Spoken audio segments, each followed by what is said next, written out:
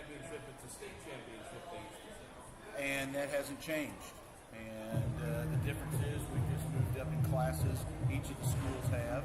And the other schools, it's more important to them to win that city championship. This is just another ball game in the 9-game regular season.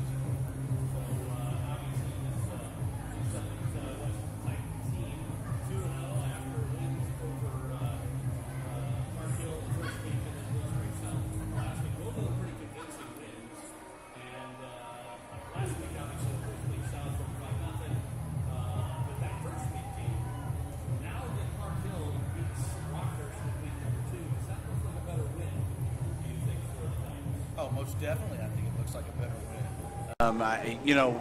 You knew that Park Hill and Coach Sims was going to get that turned around, okay?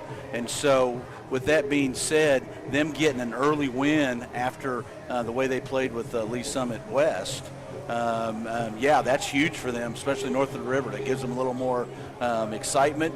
Where I think in that part of the district, Park Hill South has been the bell cow, so to speak, is having been played real well. But now Park Hill seems like they're back on the right track and building that winning program. Yeah, absolutely. So then the question becomes, does this become a trap game for the Titans? I mean, playing a team against Lee Summit High School that had their work cut out for them against Lee Summit North in the first week of the season.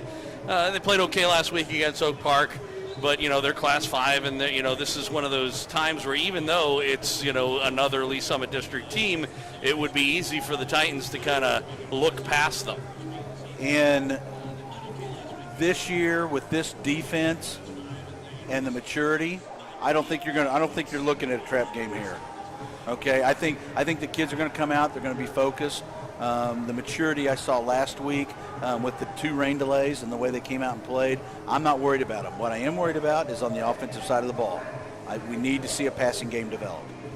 That would be nice. Maybe we should let Mayo throw more. He's got some pretty good numbers. Well, that was, we watched the Wildcat and watched Mayo throw and Hines both, and that's a new wrinkle. So that's something else that the defensive staff at Lee Summit had to prepare for. And I don't know how much we're going to see Caden Heil this week as well. The coach didn't mention any injuries or anything like that, but just basing it on the warm-ups, I don't know. We'll see.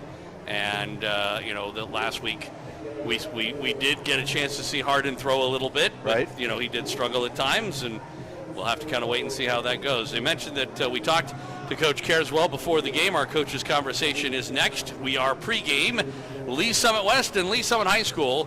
The Titans and the Tigers, and back with the coach's conversation after this on Titan Football, a presentation of Backport Sports, Beck Bros Productions, and 810varsity.com. No matter what your goals are, competing at the next level, participating in a local 5K, or leading your team to state,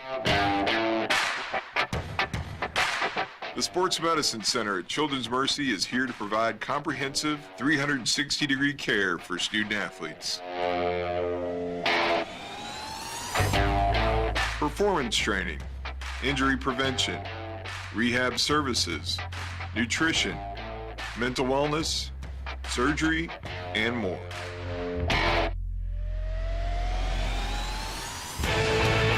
It's not just about the next goal or the one after that. It's about supporting a lifetime of sport and helping every student-athlete play healthy.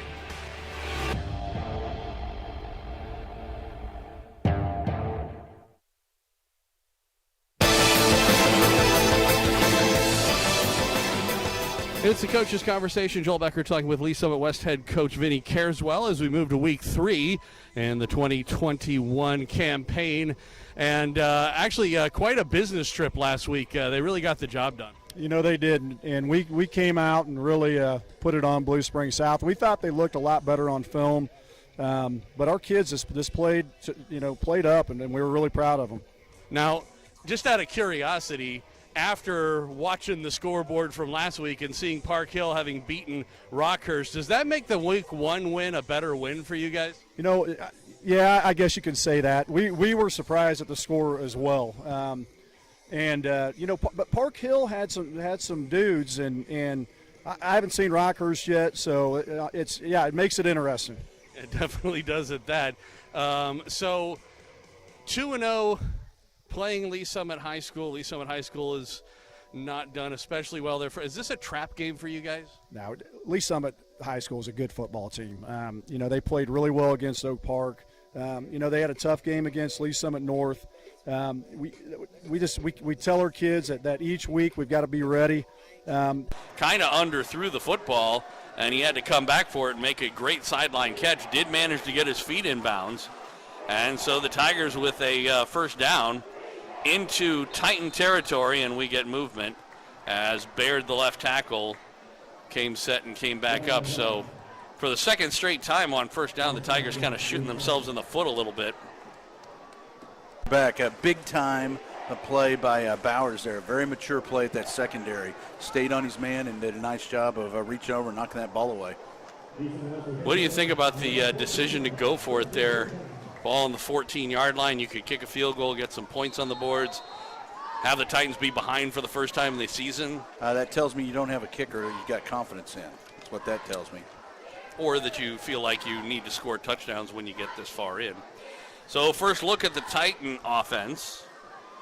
And it'll be Surratt on the give after the muffed punt. His first carry is going to be for about 9 yards, all the way up to the 24, or maybe 23. It'll be second down and 1. Surratt, it was running with an attitude there. He's got something to make up for the team here, and he's going to do his best. Hardin gets the start at quarterback. He's got twins on the left, one man on the right, and Surratt in the backfield in the shotgun to his left. And they'll fake to him, throw. It is caught on the wide receiver screen. Good for a first down to Jaden Hines. Up to the 30-yard line, first and 10 Titans. Again, another nice play. That's the kind of balance you'd like to see, right? Yes, sir. And that's the thing, if you're not going to be a throwing team, which the Titans, look like they aren't, that's the kind of things you try and set up, or screens and swing passes and things like that are high percentage. Twins on either side on first down. It is Mayo on the direct snap, around right side, and he is going to get the outside across the 45 to the 46-yard line. David Mayo with a first down run of 16 yards. It'll be first and 10 Titans on their own 46. That's a nice move there by Mayo to get outside. He ran with a lot more confidence in that run of getting to the hash marks on the far side of the field and getting upfield and getting what he can. Clock stopped with 7:04 left to go in the first quarter. Scoreless. This is the first offensive possession, and a direct snap. Hines this time, and he will break a tackle, get across the line of scrimmage, across midfield into Tiger territory to the 47. A pickup of 7, and it'll be second and 3, so a couple of straight direct snaps there for the Titans. Hardin will come back in for this play. It's a nice mix of offense there. It drives your defensive coordinators crazy. As an empty backfield, at least to start now, Surratt will come back to his left from the shotgun, trips on the right, and it's fake, throws on the left side. It is caught and almost breaking free, but gaining all the way to the 35-yard line is Miller. Connor Miller with the catch. That may be the first time we've called out his number this year. I think so. Wide out on the left side. And it'll be another first down for the Titans, first and 10 from the Tiger 35. After a muffed punt, this is their first offensive possession. Pistol formation this time. Hardin gives Surratt up the middle, big hole. He's inside the 25, down to the 20, 15, dragged down at the 12-yard line. Jackson Surratt. A little almost close to a horse collar there. I was thinking the same thing. But it'll be first and 10 Titans just outside the 10-yard line at the 11. Good strong run from Surratt, but the big deal there was the huge hole opened up by that middle of the offensive line. Well, as they've said, that offensive line is what they think is one of the strengths of this team this year.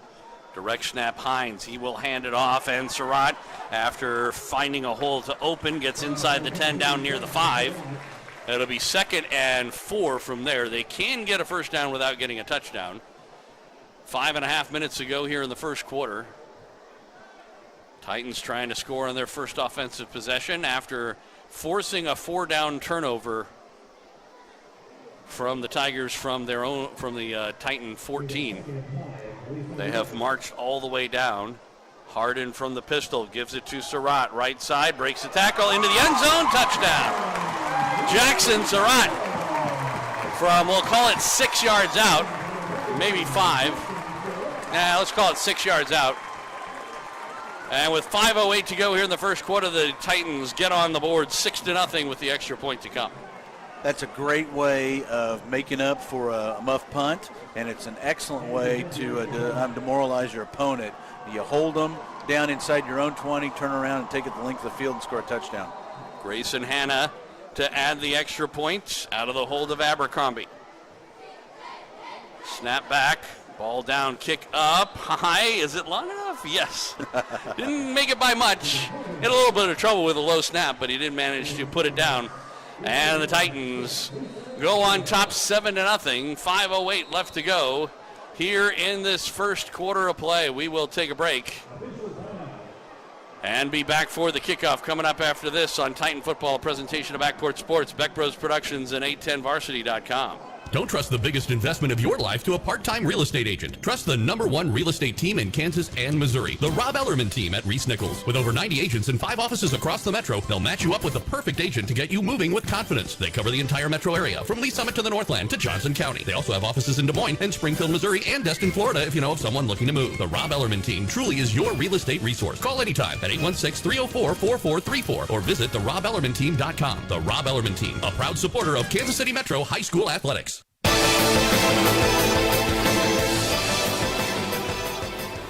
Welcome back out to Titan Stadium. Joel Becker along with Mark Files. Lee Summit West and Lee Summit High. Titans on top of the Tigers 7-0.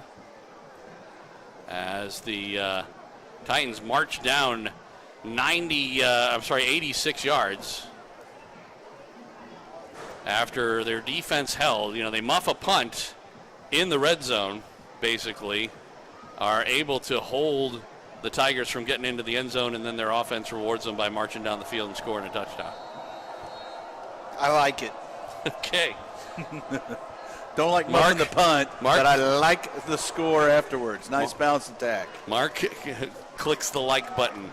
Peacock's kick goes to the goal line. It is carried up the middle and up across the 20 to about the 23. Number 5. Yep, that was Josh Manning on the return.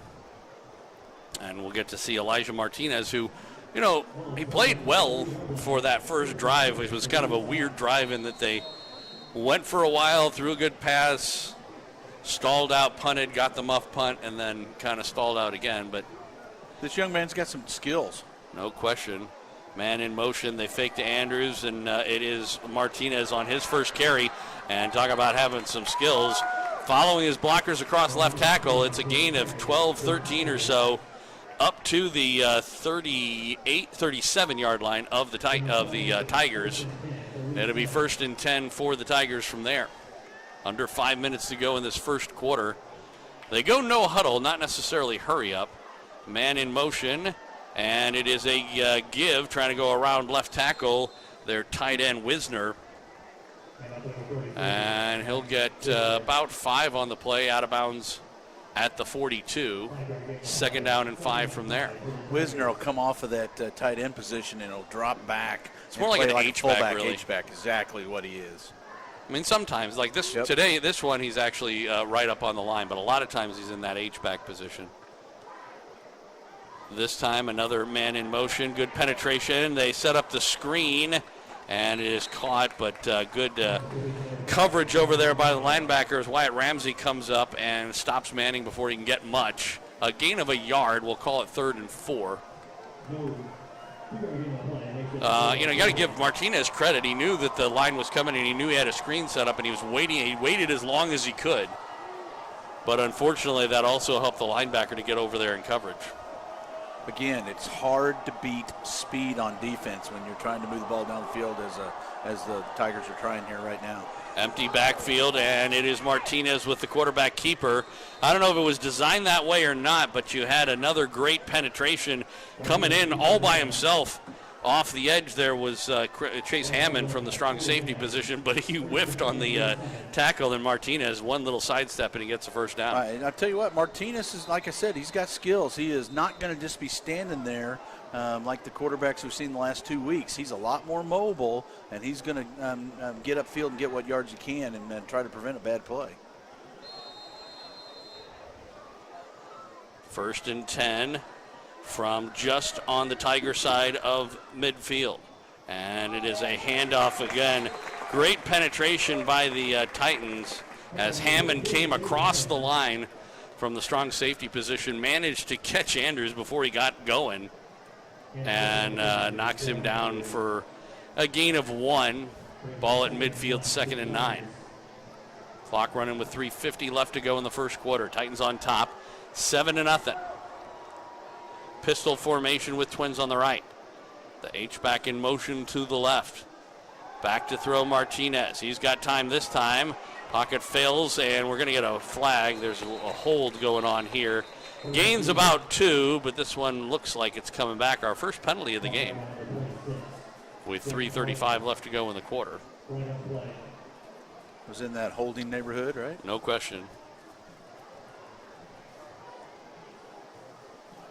Holding against the Tigers from the spot of the foul, if that flag was accurate on the spot, although he's taking it from the line of scrimmage. So taking it from the 50? Yeah. So I don't think that's actually where the point of the, that's not where his flag was. At any rate, it'll be 2nd down and 19 after the penalty.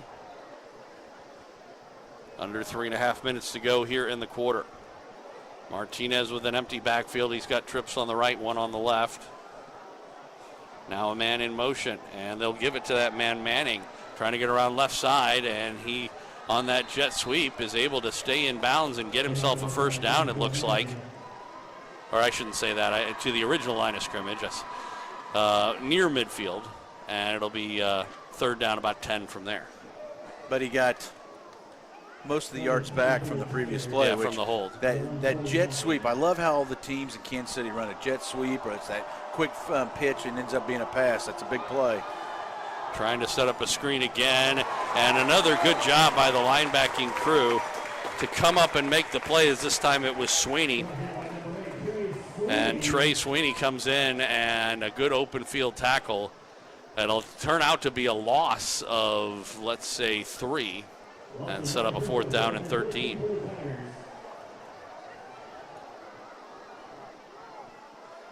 It is Hines back this time to receive this punt. We're auditioning tonight on the punt return. Is Haney not on the sidelines? I don't know. Benassi's kick is going to go well out of bounds. He was trying to avoid a pretty good rush. Well, I don't know. The only Brian Haney I know is in Coastal Carolina right now.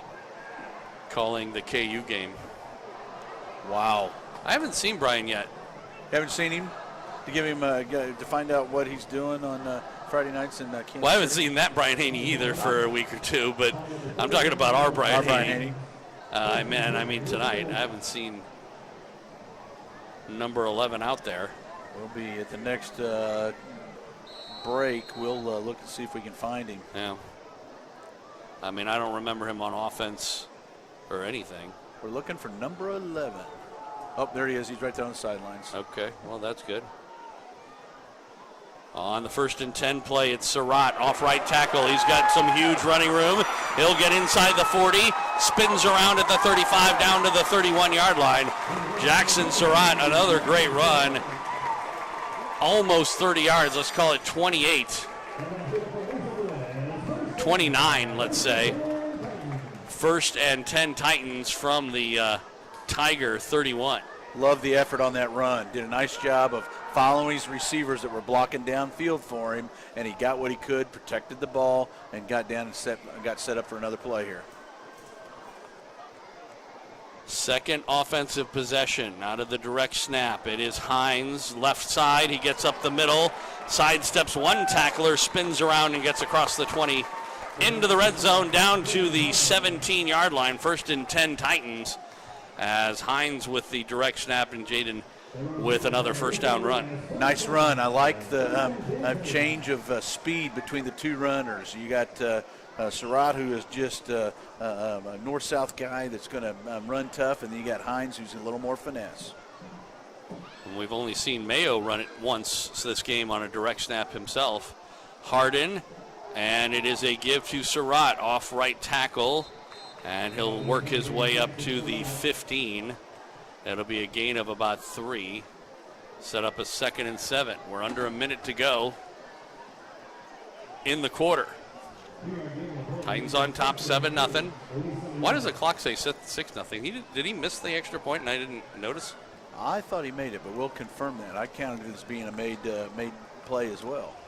But I have to say I was paying attention more to if it had the right distance, right, and it could have gone wide, and I just didn't notice. Here is Surratt up the middle. He'll get across the 15 down to about the 12. It'll set up a 3rd down, 3rd and maybe 4 from there. That may be the last play in this quarter. They certainly don't have to run another one. They get up to the line quickly, though. Looks like they're going to try. Surratt, and they make him jump, and that should give the Titans a free first down with 6.4 seconds left to go in this first quarter of play. That is rough.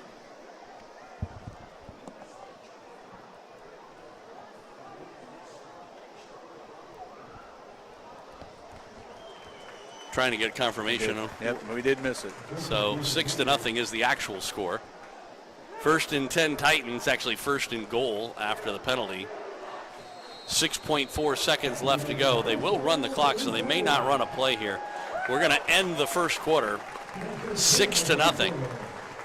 So the Titans get the only points, and they are threatening for more right here as we finish 12 minutes of football from Titan Stadium. Back with the second quarter right after this on Titan Football, a presentation of Backboard Sports, Beck Bros Productions, and 810varsity.com. 810 Varsity takes you through the football season like never before. Watch games live throughout Kansas and Missouri, and even postseason action at 810varsity.com.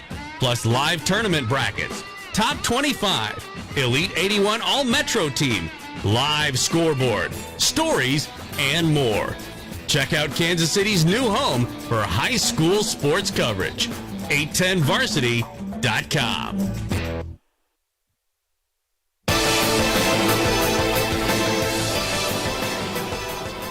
Well, the report from our correct clock operator is that it was a wide kick on the extra point. And we got Mr. Reed back in the saddle. He's doing a nice job. You called him Crack? Well, sure. Crack, okay. All right. I'm with you. I'm following you. Yeah. As in right on the ball. That kind of thing. I wonder if they'll go for 2 if they score a touchdown here. I would. Why not, man? 1st and goal for the Titans. We got to get it across the goal line first, right? Yeah, they've been running pretty good. Pistol formation. Toss, sweep. Surratt looking to cut inside across left tackle, and he gets down to the 5. It'll be a pickup of maybe a yard, 2nd and goal. Just underway here in the second quarter of play. Titans on top 6-0 over the Tigers from Lee Summit High. Hardin looks to the sideline and gets the play along with the rest of the team. They have an H-back on the right, twins on the right, Surratt in the pistol behind Hardin. Takes the snap, gives it to Surratt, hitting the backfield, and he's lucky to get back to the line of scrimmage. It'll be 3rd and goal. Yeah, I was expecting maybe something a little around the outside there, you know. I'd like running up the middle, but I almost would have liked to have seen them try a pass on that play. Sure. That's not a bad idea either. Well, a little late now. We can't just send the plays in to the next room like we used to. We used to, that's right. There's a whole nother floor involved now. Bang on the window, run this play. All right, 3rd down and goal from about the 6. Surratt still in the pistol formation. Harden back to throw. He's getting a rush. Didn't see it coming, and he is sacked back at the 14-yard line. It came from around left tackle. It was one of those situations where they had too many rushers and for the number of blockers we had, and Harden just had no idea it was coming. At least he hung on to the ball. On the backside, that's the main thing. You are right. He did not compound getting sacked by fumbling, but it does give them a chance for 31-yard field goal. For Grayson to give it a shot here, get that field goal. He had a hard time making it from 20 yards earlier. But I think it was just a low snap, and he kind of miskicked it. Abercrombie did a good job to even get it down. He'll do it again. The kick, plenty of distance this time, but he missed it again, wide to the right side. So that's all about timing. Yeah. Like I said, a lot of that has to do with the snap more than anything else. It was not a rolling snap like the last time, but it was not a direct center snap. He kind of had to reach across his body, put it down, but then by the time he did, I think Grayson just didn't quite hit it right. It's more of a line drive kick. Interesting rule in high school football. Regardless of where you kick it from, you get it on the 20. Yeah. Well, if it goes across, if it does go out of the end zone anyway. Martinez huge tackle in the backfield. Almost immediately as he received the ball, Andrews, and again, terrific penetration, Sweeney. But this whole linebacking crew of the Titans has been on tonight. That's one nice thing about the Titans. If you drive down like this and fail to get points, you know you can rely on your defense. Right. Martinez out of the pistol, Twins on either side. 2nd down, about 11. This defense is playing with a lot of confidence. Well, why wouldn't they? 2 games, 7 points. And it is another handoff and another immediate hit. And once again, it was Sweeney right up the middle. I imagine Andrews might be back in the huddle if they had one saying, somebody maybe ought to block him.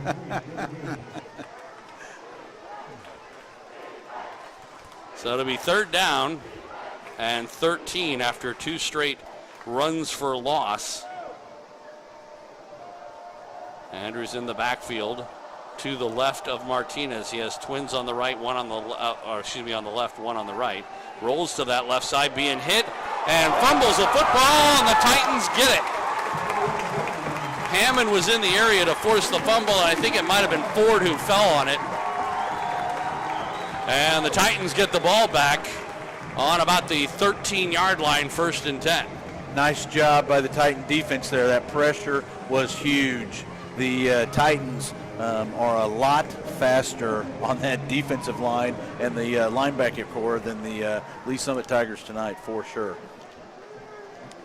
Like I said, it's got to be nice for the team and the coaching staff to have the kind of confidence they do in their defense in that kind of a situation. We get Hines out there for the direct snap. Surratt is behind him in the pistol. And it will be a zone read. They give it to Surratt up the middle, and he had a hole for a second. Was able to get across the 10 down to about the 8. Somebody grabbed him as he went through the middle, or that could have been 6 points. I'm not sure exactly who it was. I think it might have been Hamoud. 51 in the middle. Got that big hand on him and held on till the cavalry came to help him get him down. Well, he still got another couple of yards out of it. 2nd down, and let's call it 4. Ball in the 8, or even closer to the 7. Harden will give it to Surratt, winding his way up the middle, gets inside the 5, down to the 1. It'll be 1st and goal Titans. Jackson Surratt getting it to the 1-yard line. kind of Power football. Well, in that case, he was kind of weaving his way. Quick snap to Surratt. There's a flag, and he gets in for a touchdown, but there's about 3 flags on the play. I would have to guess it's a illegal formation or illegal motion.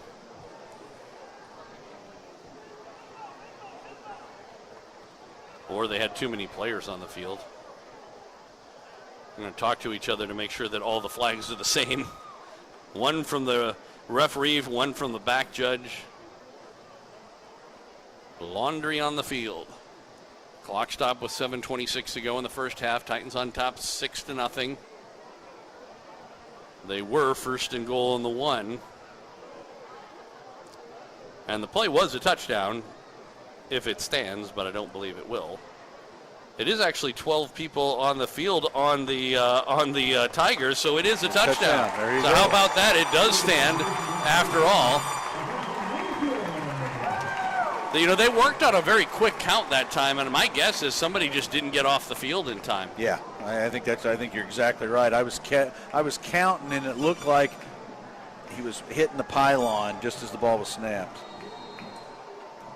I don't know why it took them that long to discuss that, though. Well, I guess they were trying to figure out whether he was actually right. out or not. We were talking about whether they would go for 2 at 12-0. It looks like they will. Harden in the pistol, and it is a fake to Surratt, rolling right side, throwing in the end zone. Did he make the catch? Yes! What a catch by Ford, Trevor Ford. And a 2-point conversion is good. 14-0. Are they having a discussion? Is there a flag down, perhaps? Or are they just discussing whether or not it was actually a catch? That's what they're discussing. One of the back judge certainly put up.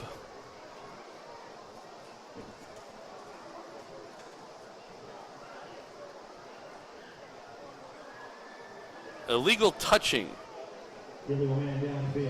That's not illegal man downfield. That's illegal touching. So does that mean that we had... It means it's a penalty, and they can still either kick the point or go for the conversion. What that means is that Ford must have gone out of the back of the end zone and come back in and been the first person to touch it. And it looks like they're going to let Grayson try the extra point this time. Apparently they don't have quite as much confidence of making a 7-yard play. So, yeah, I'm assuming that it must have been Ford. He must have run his route out of bounds and then came back in and was the first to touch the ball. Abercrombie with the hold. It's been an adventure for Grayson. He gets it down and he's blocked. And so it will stay 12-0. Special teams have been an adventure this week. They have. And I talked so highly about them last week and praised them. Me too. 12-0 our score. 7:26 to go here first half. We'll take a break, come back with a kickoff. Those have been okay. Yes. Coming up after this on Titan Football, presentation of Backport Sports. Beck Bros Productions at 810varsity.com. Don't trust the biggest investment of your life to a part-time real estate agent. Trust the #1 real estate team in Kansas and Missouri, the Rob Ellerman team at Reese Nichols. With over 90 agents and 5 offices across the metro, they'll match you up with the perfect agent to get you moving with confidence. They cover the entire metro area, from Lee Summit to the Northland to Johnson County. They also have offices in Des Moines and Springfield, Missouri, and Destin, Florida, if you know of someone looking to move. The Rob Ellerman team truly is your real estate resource. Call anytime at 816-304-4434 or visit therobellermanteam.com. The Rob Ellerman team, a proud supporter of Kansas City Metro High School athletics.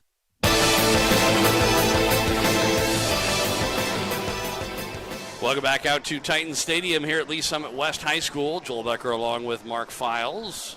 Lee Summit West and Lee Summit High School. Titans on top of the Tigers. 12-0 our score. A pair of touchdowns and missed extra points. They also have missed a field goal in this game. Something to work on this week at practice. Wonder how Peacock is at place kicking in addition to kickoff kicking. Yeah, you want to give Grayson time to get that worked out during this ball game. Of course, last night it was an adventure for the Cowboys kicker too, wasn't it? I guess so. Peacock's kick is high, short, taken to the 6-yard line, and coming up the right side of the field. Oh, big hurdle up to the 40-yard line, almost the 43. They'll mark him down at the 42. Hurdling players and making a pretty good return there. Is that number 18? Yeah, I believe so. Yes, it was Jeffrey Johnson on the return. Nice return. Yeah. Well, he's ready for hurdles anyway. Elijah Martinez back out in the pistol formation, and it is a give. Andrews, he was hitting the backfield again. This time coming up is Fosnow. Fosnow is a strong kid. He made a couple plays like that last week of grabbing the jersey and holding on and not letting go. Gain of a yard, 2nd down and 9. Andrews has had a hard time getting going the last few plays. Always seems to have somebody in the backfield with him. In the pistol formation, trips on the left, nobody on the right. And it is a give again. Andrews this time. He's hit and tackled as Ramsey spins him down up near midfield. It'll be the 49 of the Tigers and set up a 3rd down and 3 from there. That's a nice effort by Andrews. Nice job by the Tigers line to get a hole open. 6.5 minutes left to go in the first half. Martinez setting the play up. He's got an H-back on the left, Twins as well. Andrews behind him has gotten both carries this time, and it is this time zone read. He'll throw down the sideline, and it is hit and tackled. With the catch is Manning. And a first down, a great concentration there by Joshua Manning to come down with that, because it was not bad coverage. No. It was almost like a little shot put pass. Throw on the wide receiver screen again. Manning's got some blockers in front of him. Good open field tackle. I tell you what, over there on that far side was that? I tell you who that was. It was number 21 on Dooley. Our team, Jordan Dooley. And I tell you what, as we get another sack on this next play, great penetration as Fosnow in the backfield and one other Titan. And it will set up a 3rd and about 6, well, we'll call it 5. But on that previous play, you know, if he doesn't, there were plenty. He had like 3 or 4 blockers. Oh, I know. So if Dooley doesn't get him, then that could have gone a long way. We'll call it 3rd and 5. Andrews in the backfield. Twins on the left, one on the right. H-backs to the left side as well. Martinez throwing. He puts it up. It is caught. And Manning off the sideline in the end zone, touchdown. Boy, there was some contact. A lot of contact. And, I mean, to the point where, I mean, clearly the defender was off balance because of it. I was expecting to see a flag come out, but nothing happened. Yeah. Manning did a nice job of getting a little bump and moving the defender off of him so he could come back to the ball. And he came all the way back to the sidelines to make that catch, and then had enough distance between him and the defenders to get in the end zone. He did a good job as far as that's concerned, but it was the push-off that I was surprised they didn't call. They'll usually allow for a certain amount of contact, but when you see one player extend the arms, yes, causing the other player to go off balance, then that's usually enough to draw the flag. McCarthy out for the extra point. Snap back, ball down, kick up, and it is good. 4:55 left to go in the first half, and the Tigers get on the board. 12-7 is our score, oddly enough. Back with a kickoff after this on Titan Football, a presentation of Backport Sports, Beck Bros Productions, and 810varsity.com. High school sports fans, Trent Green here, and when I want the latest scores and news, there's only one place I go, 810varsity.com. Live scores, features, brackets, and even watch games live on the laptop, phone, or mobile device. Watch the Lee Summit, Blue Springs, and Park Hill schools, Blue Valleys, Olathes, Rockhurst, Miege, Lansing. The list goes on into Missouri and Kansas. And playoff broadcasts too, plus top 25, awards, and more. Check it out now, Kansas City's home for high school sports, 810varsity.com.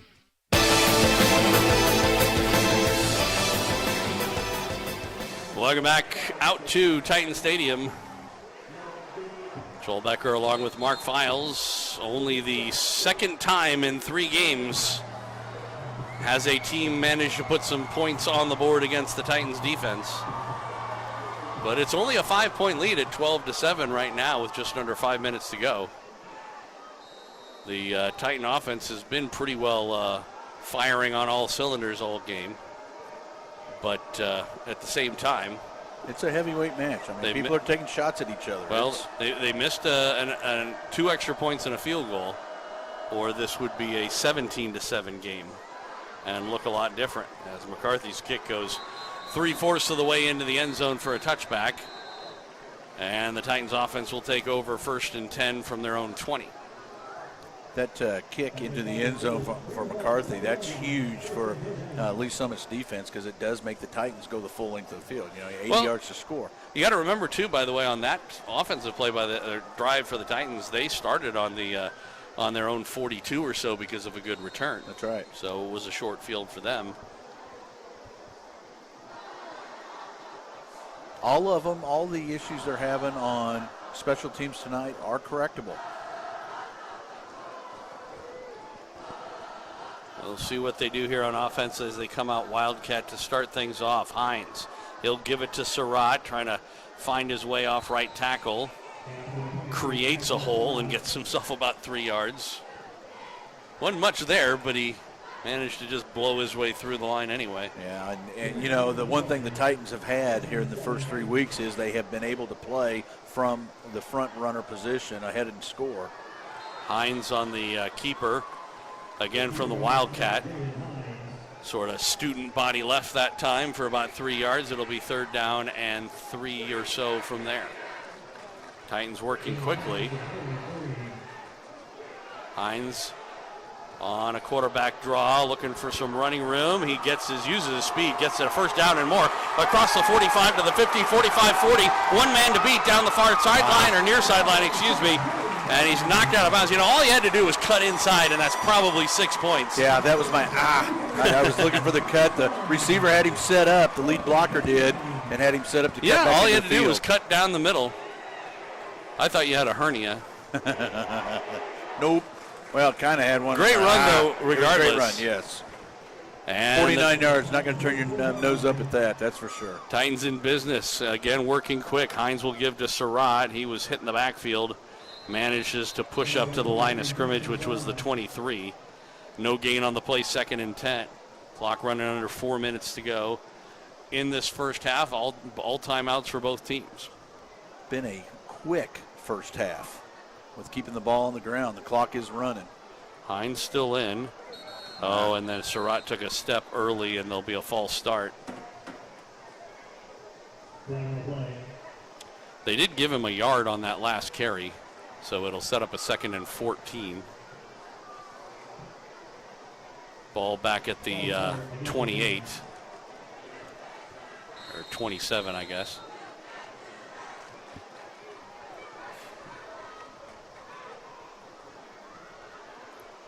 So Hines, we'll see if they ever throw out of this formation. It's going to be Hines with the keeper himself, nowhere to go. And a good defensive play stepping up by McGovern, Jimmy McGovern on the Tigers, to break that up in the backfield and set up a 3rd and long. Lost one on that play.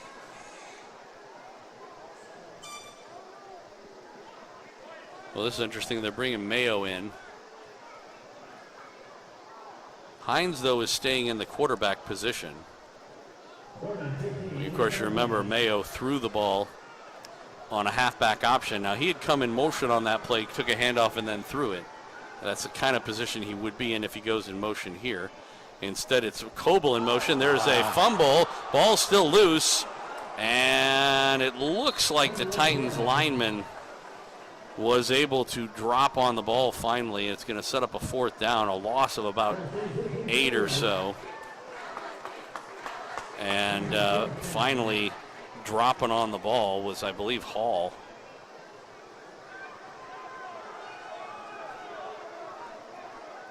Might have been Miller, I'm not sure. At any rate, it'll be 4th down. Looks like they're going to go for it. I mean, the ball's on the 34, so what are you going to do? Can't kick a field goal from here, and punting it doesn't do you a whole lot of good. Well, that maybe throw it deep and you have a receiver or a defensive back that decides to catch it on the 1 yard line and give him a long field. Well, the Titans are going to talk it over and figure out what they want to do as they burn their first time out. 2 minutes exactly. It'll serve as a 2-minute warning, I guess. So no water break tonight. No, they did one. Oh, did they do it? Yeah, they did it Just after quick? a touchdown. Okay. And so that was why it seemed efficient, like yeah. it just kind of happened, right?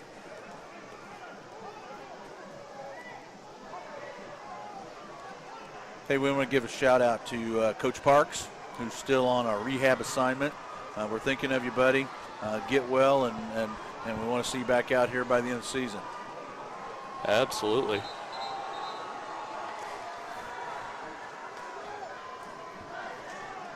So clock stop with 2 minutes to go in the half. Titans have it 4th and 21 or so. Ball's on the 34. They need to get to the 13. There you go. Let's see what they do here. They're going to go into the punting formation, and Sweeney will go for the coffin corner. And boy, it takes a bounce inside the 5 down to about the 3. He touched it at the 5, so that's probably where they're going to go from. And so it'll be 1st and 10 from their own 5 for the Tigers. So great. Sweeney's done that a couple of times. Yes, he has. You know, it's funny. I was on the radio earlier this week on the station I work for. They were having a rather stupid discussion about ways that you could fix pro football. Okay. And they were talking about, 4-point plays, that how could you have a 4-point. One of their ideas was to give a team 4 points for one of these coffin corner punts. If you can punt it inside the 5 and out of bounds, give them 4 points. And after the excitement of last night's game, they think they need to fix it, huh? Martinez. And it is a handoff on the end around or jet sweep. And Manning not much. In fact, really no gain on the play. Clock is running with 1.5 minutes. It's interesting that the Titans are not calling any timeouts here. Because if they did, and they force them to punt, they might actually have some time on the clock. But the way things are going, they're letting them just burn the time off. Although the Titans do get the football coming out of the second half, and they do have a lead. Oh, and it's Martinez who makes a nice move up the middle. He'll get up to around the 14. It looks like he'll be about a yard shy of a first down. Set up a 3rd down and 1. Boy, when he first got the snap, I thought there might be an opportunity for maybe even a safety, but he made a miss. You can definitely over-pursue with Martinez in the backfield at quarterback. No question. 3rd and less than a yard. Martinez gives it, Andrews, and he wakes his May up the middle. Big hole, broke a tackle, and gets up to about the 30-yard line. Clock is stopped with 38.3 seconds to move the chains. Now, they do have all 3 of their timeouts, and looks like they are finally going to burn one of them with 31.8 seconds left to go. I think the Tigers wanted to get out of the back of the end zone before they started worrying about calling timeouts, but still. This is old school football. I mean, this is line them up. Yeah, they're playing the spread formation, but they're lining them up, and they're just running at each other tonight. So the far, passing game is MIA here just a little bit. There's been a few, and actually some of the most exciting plays have been on the passes. The Tigers have certainly gone more traditional, quarterback, with Martinez taking almost every snap, compared to the Titans, who have had, 3-4 people taking snaps in this game. But like you said, it's mostly been the cloud of dust formation. We'll see if it continues up, but we've got a close game, 12-7, half a minute to go in the first half. Tigers with the football on their own 30, 1st and 10. Empty backfield. Martinez rolling to the right side. He's being chased. Now he'll pull the ball down, hit and tackled. No gain, stayed in bounds. And I think the Tigers, are going to call another timeout with 21 seconds left to go. I guess they must feel like at this point they don't have to worry about the Titans getting it back. Yeah, that's the big thing. And they have returned a punt for a touchdown this year. Well, so there's that. Yeah, Yeah. to be concerned. And normally, although we haven't seen Brian Haney on the field that I know of, he's on the sideline, but I don't remember seeing him on the field either offense or defense. But at any rate, it could be that they're at this point they're not worried about a big long pass. Sure, you could get a punt return or whatever, but usually you can save a punt return by just kicking it out of bounds or something like that. Right. But if you're Dooley and Graubarger, you are watching that goal line. You got to keep everything in front of you for sure. What they were worried about, I think, when the ball was further out, and it is a screen pass, and Andrews makes one man miss and goes out of bounds. Stops the clock with 16 seconds to go on the 31, but it's still going to be third down and long, third and probably about 9 from there, pickup of a couple. Let's call it 3rd and 8, 7. I don't know, 3rd and 7.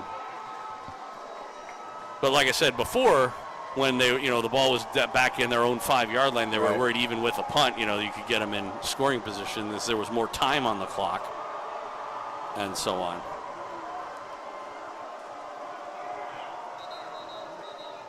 There's some sort of an equipment issue apparently with Woods. So they're going to make him go off the field, and Noah Jones will come on for him. He and the referee were having a rather heated discussion about it. I don't know what it is. 3rd down and 7. 16 seconds to go. And on a give up the middle, Andrews makes a couple miss, but he is swarmed and tackled, no gain on the play. It'll set up 4th down. And it looks like the Titans are going to call timeout and make them kick the ball here. Smart, I like it. With 8.9 seconds left to go. What was it, 2 minutes in the first half when the Titans got the block last week against Blue Springs South? It was less than that. Was it? Yeah. It was under 2 minutes for sure. So the Titans call their second timeout. They technically have one more. 8.9 seconds left to go. The punter for the Tigers is Alex Benassi, who is one of their receivers.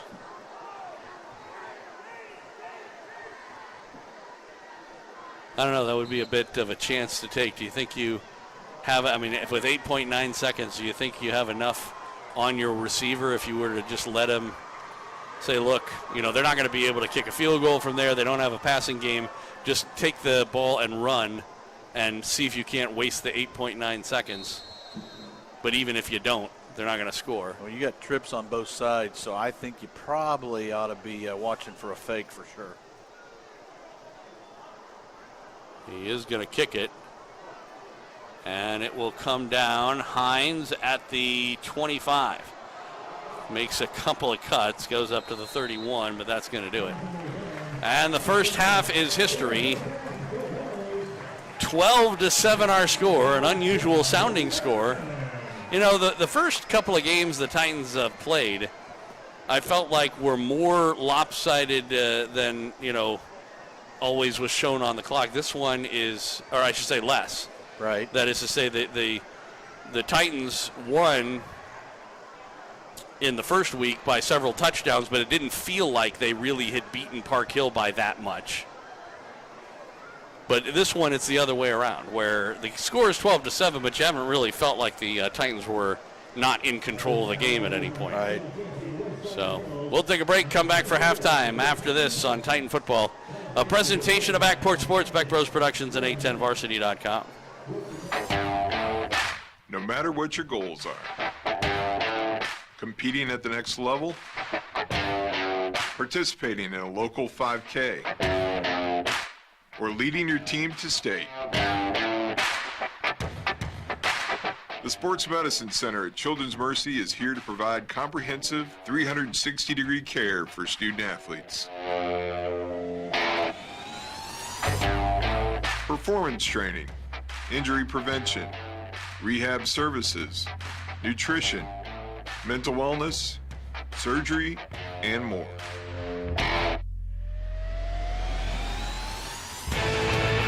It's not just about the next goal or the one after that. It's about supporting a lifetime of sport and helping every student-athlete play healthy.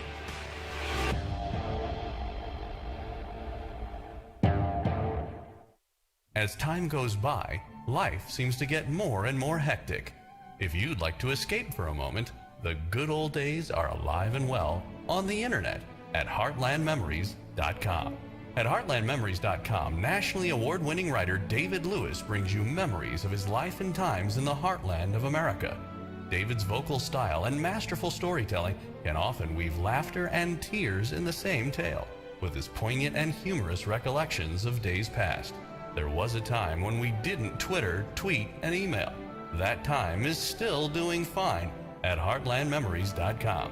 Canoe whitewater, beat the sun to the top of the hill, play baseball, jump in a pond with a horse, have Christmas dinner with Aunt Myrna, meet some real old-timers. You can. It's not too late. Spend a little time with David Lewis at heartlandmemories.com. Relax for a while. The good old days are waiting for you. All right, I got a message for you. Radio is the way to go if you want to advertise. Targeting your customers, any shape or size. Radio is a perfect way to tell them who and where you are. They listen at work, they listen at home, and you got them in that car. You've got to go with radio when you want to advertise. Here we go. Watch me now. Hard rock and soft rock and easy listening too. Up and down the dialer formats just for you.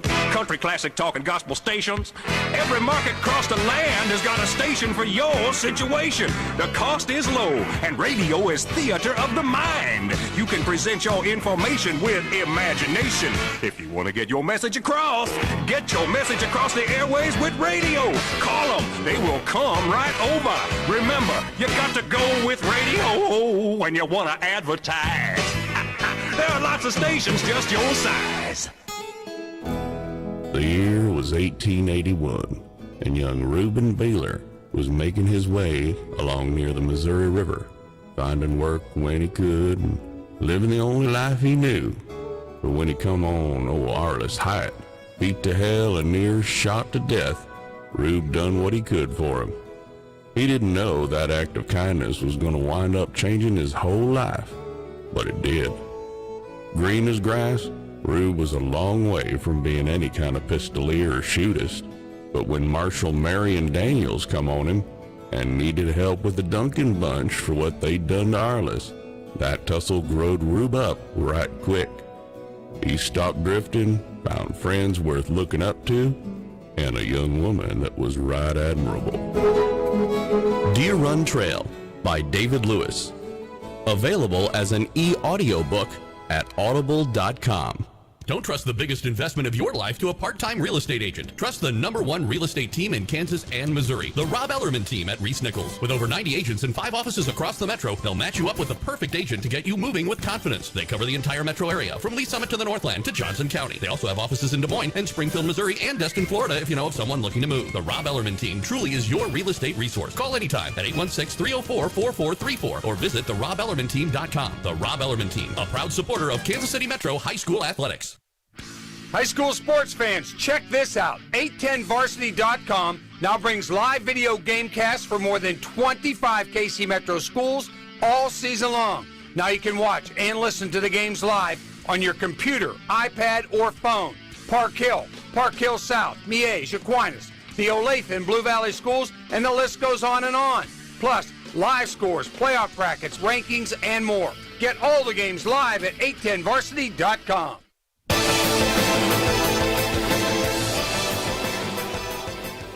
It is halftime here at Titan Stadium. Joel Becker along with Mark Files as the dance crew getting ready to do a little performance where we're going to wait here in a little while and have some band music for you to go along with it. 12-7 our score. The Titans on top of the Tigers from Lee Summit High School. Mark has some halftime numbers for you. I do. Total offense for the visitors, the Tigers from Lee Summit, 191 yards on offense. Lee Summit West had 194. Pretty balanced attack. Number of plays, Lee Summit ran about 11 more plays than the Titans did. They had 33 to the Titans' 23. Yards per carry, a little over 6 yards per carry for Lee Summit, got 8.4 for the Titans. Now, what is interesting is the passing attempts. Lee Summit 6 for 6. They had a couple on that opening drive, so there is actually they were 8 for 8. I'm going to give them on that one unofficially. Titans were 2 for 2. And as we look through the rest of the numbers, so you're saying nobody has an incomplete pass? According to my stats, but you know what? That could be true. I mean, it was everything they were flipping. They've all been short passes, and they made big plays. Well, not all of them. The first pass that the Tigers threw was a pretty long pass. Yeah. Actually, I think they did have one, so they're 8 of 9 on the incomplete passes there. But here's what the big number. It's the rushing game for the Titans, 174 yards on the ground. Lee Summit's got 105 themselves. But it's, you took a look at the third down conversions. The Tigers are 5 of 8, and the Titans are 2 for 4 on third down conversions. So they've both kind of had their ways with moving the ball. Well, interestingly, the story of the game really has been special teams more than anything else. The Titans have 2 missed extra points and a missed field goal, or this would be a 17-7 game and would feel a lot different than a 1-score 5-point game. And then they also had a muffed punt. Didn't end up costing them, but it's been an adventure as far as special teams is concerned. It has, and you and I were talking in the break there. It just feels like they're one play away from this being a one trap bounce game, away. One bounce away, and the last 2 weeks we watched the Titans dominate by score. Okay, especially against Park Hill for week 1. Okay, they dominated on score because they took advantage of the turnovers. Well, tonight, yes, they're playing from the lead position, but they've got to play strong in all 3 phases of the game. I don't have a lot of complaints about the defense tonight. Offensively, I think they're doing okay. Still struggling with that traditional passing game, but they're moving the ball. It does make you wonder what would have happened if the Tigers had chosen to kick a field goal on their first, drive after the muffed punt. Oh, yeah. When they had the ball at the 14. They have a good enough kicker to do it, clearly. Right. And, if we were 12-10, for example, oof. Band's out on the field. Let's give you some band music here at halftime. 12-7 our score. Titans on top here on Titan Football.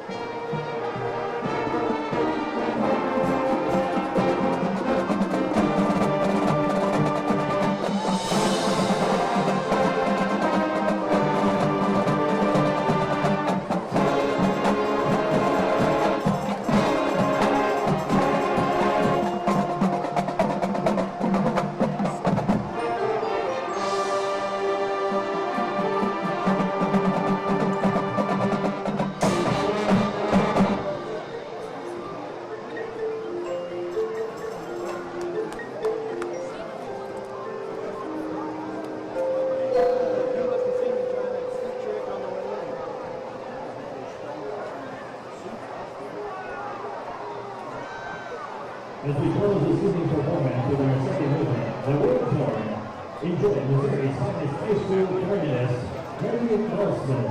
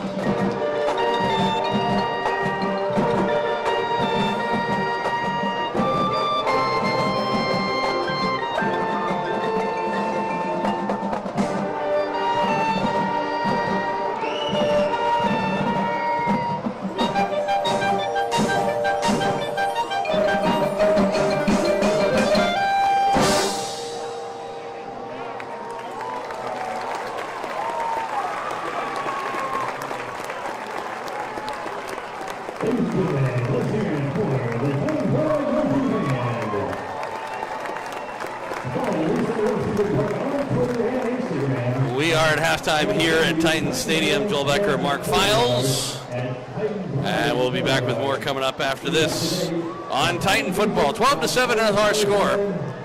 Lee Summit West on top of Lee Summit High School. This is Titan football, presentation of Backport Sports, Beck Bros Productions, and 810varsity.com. Don't trust the biggest investment of your life to a part-time real estate agent. Trust the #1 real estate team in Kansas and Missouri, the Rob Ellerman team at Reese Nichols. With over 90 agents and 5 offices across the metro, they'll match you up with the perfect agent to get you moving with confidence. They cover the entire metro area, from Lee Summit to the Northland to Johnson County. They also have offices in Des Moines and Springfield, Missouri, and Destin, Florida, if you know of someone looking to move. The Rob Ellerman team truly is your real estate resource. Call anytime at 816-304-4434 or visit therobellermanteam.com. The Rob Ellerman team, a proud supporter of Kansas City Metro High School athletics. No matter what your goals are, competing at the next level, participating in a local 5K, or leading your team to state, the Sports Medicine Center at Children's Mercy is here to provide comprehensive 360-degree care for student athletes. Performance training, injury prevention, rehab services, nutrition, mental wellness, surgery, and more.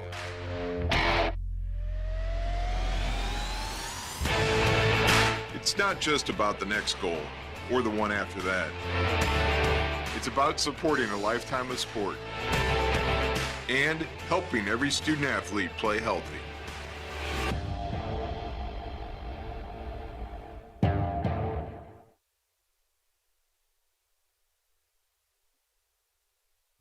The art of storytelling is not lost. It's alive and well on the internet at heartlandmemories.com.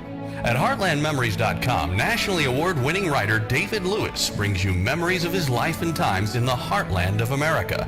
David's compelling voice and masterful storytelling can often weave laughter and tears in the same tale, with poignant and humorous recollections of days past. heartlandmemories.com.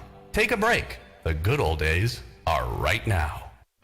High school sports fans, Trent Green here, and when I want the latest scores and news, there's only one place I go, 810varsity.com. Live scores, features, brackets, and even watch games live on the laptop, phone, or mobile device. Watch the Lee Summit, Blue Springs, and Park Hill schools, Blue Valleys, Olathes, Rockhurst, Miege, Lansing. The list goes on into Missouri and Kansas. And playoff broadcasts too, plus top 25, awards, and more. Check it out now, Kansas City's home for high school sports, 810varsity.com.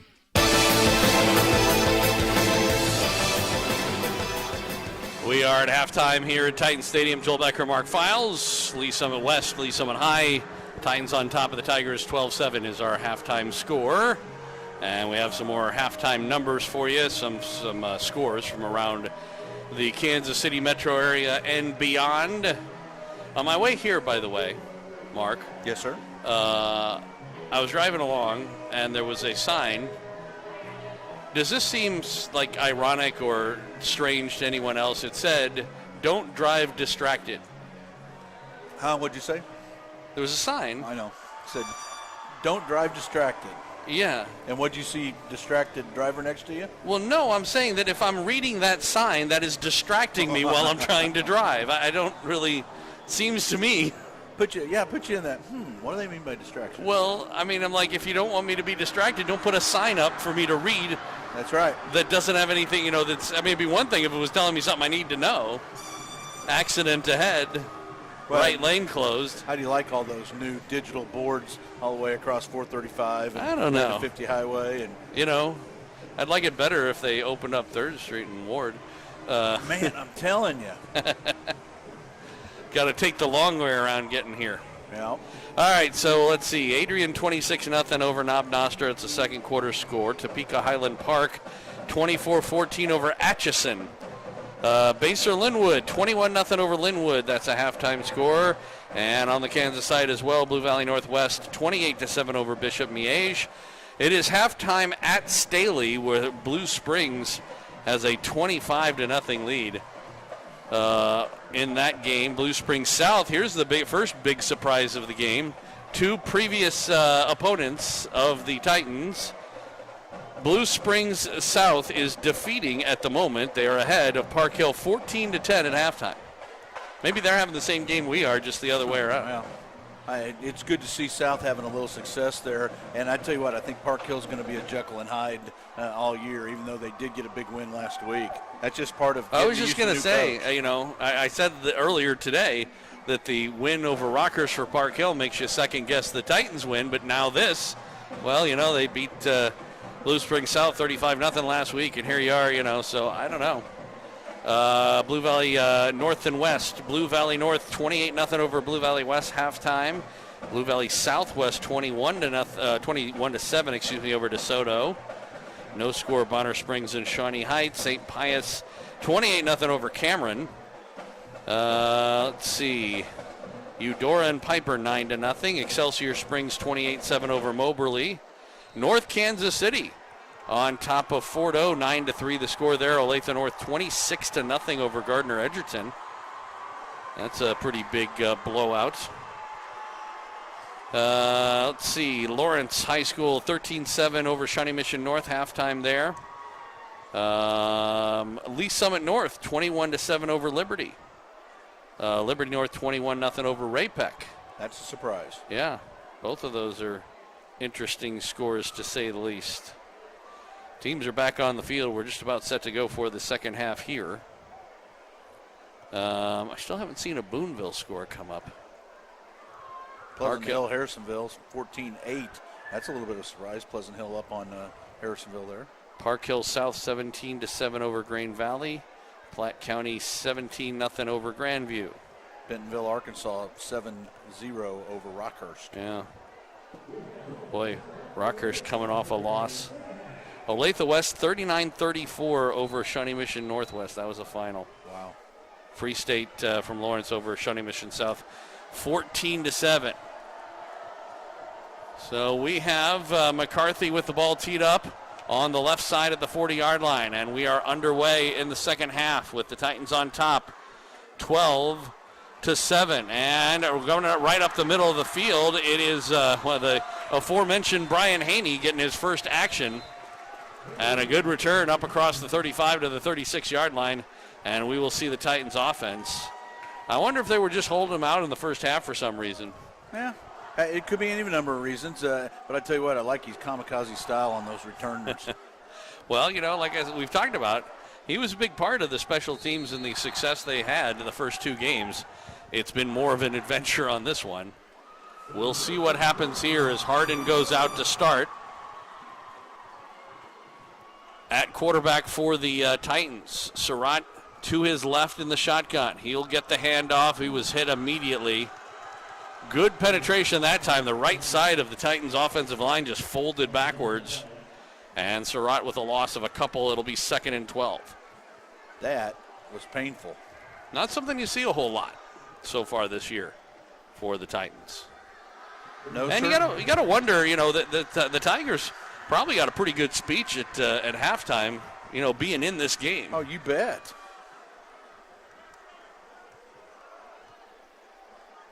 You certainly wouldn't want to get overconfident if you were the Titans, even though you have been playing well. It's, one fumble away from being down in the game, as you never know. Here's Surratt up the middle, and he gets a big hole this time as the interior of the line did go over the left side of center.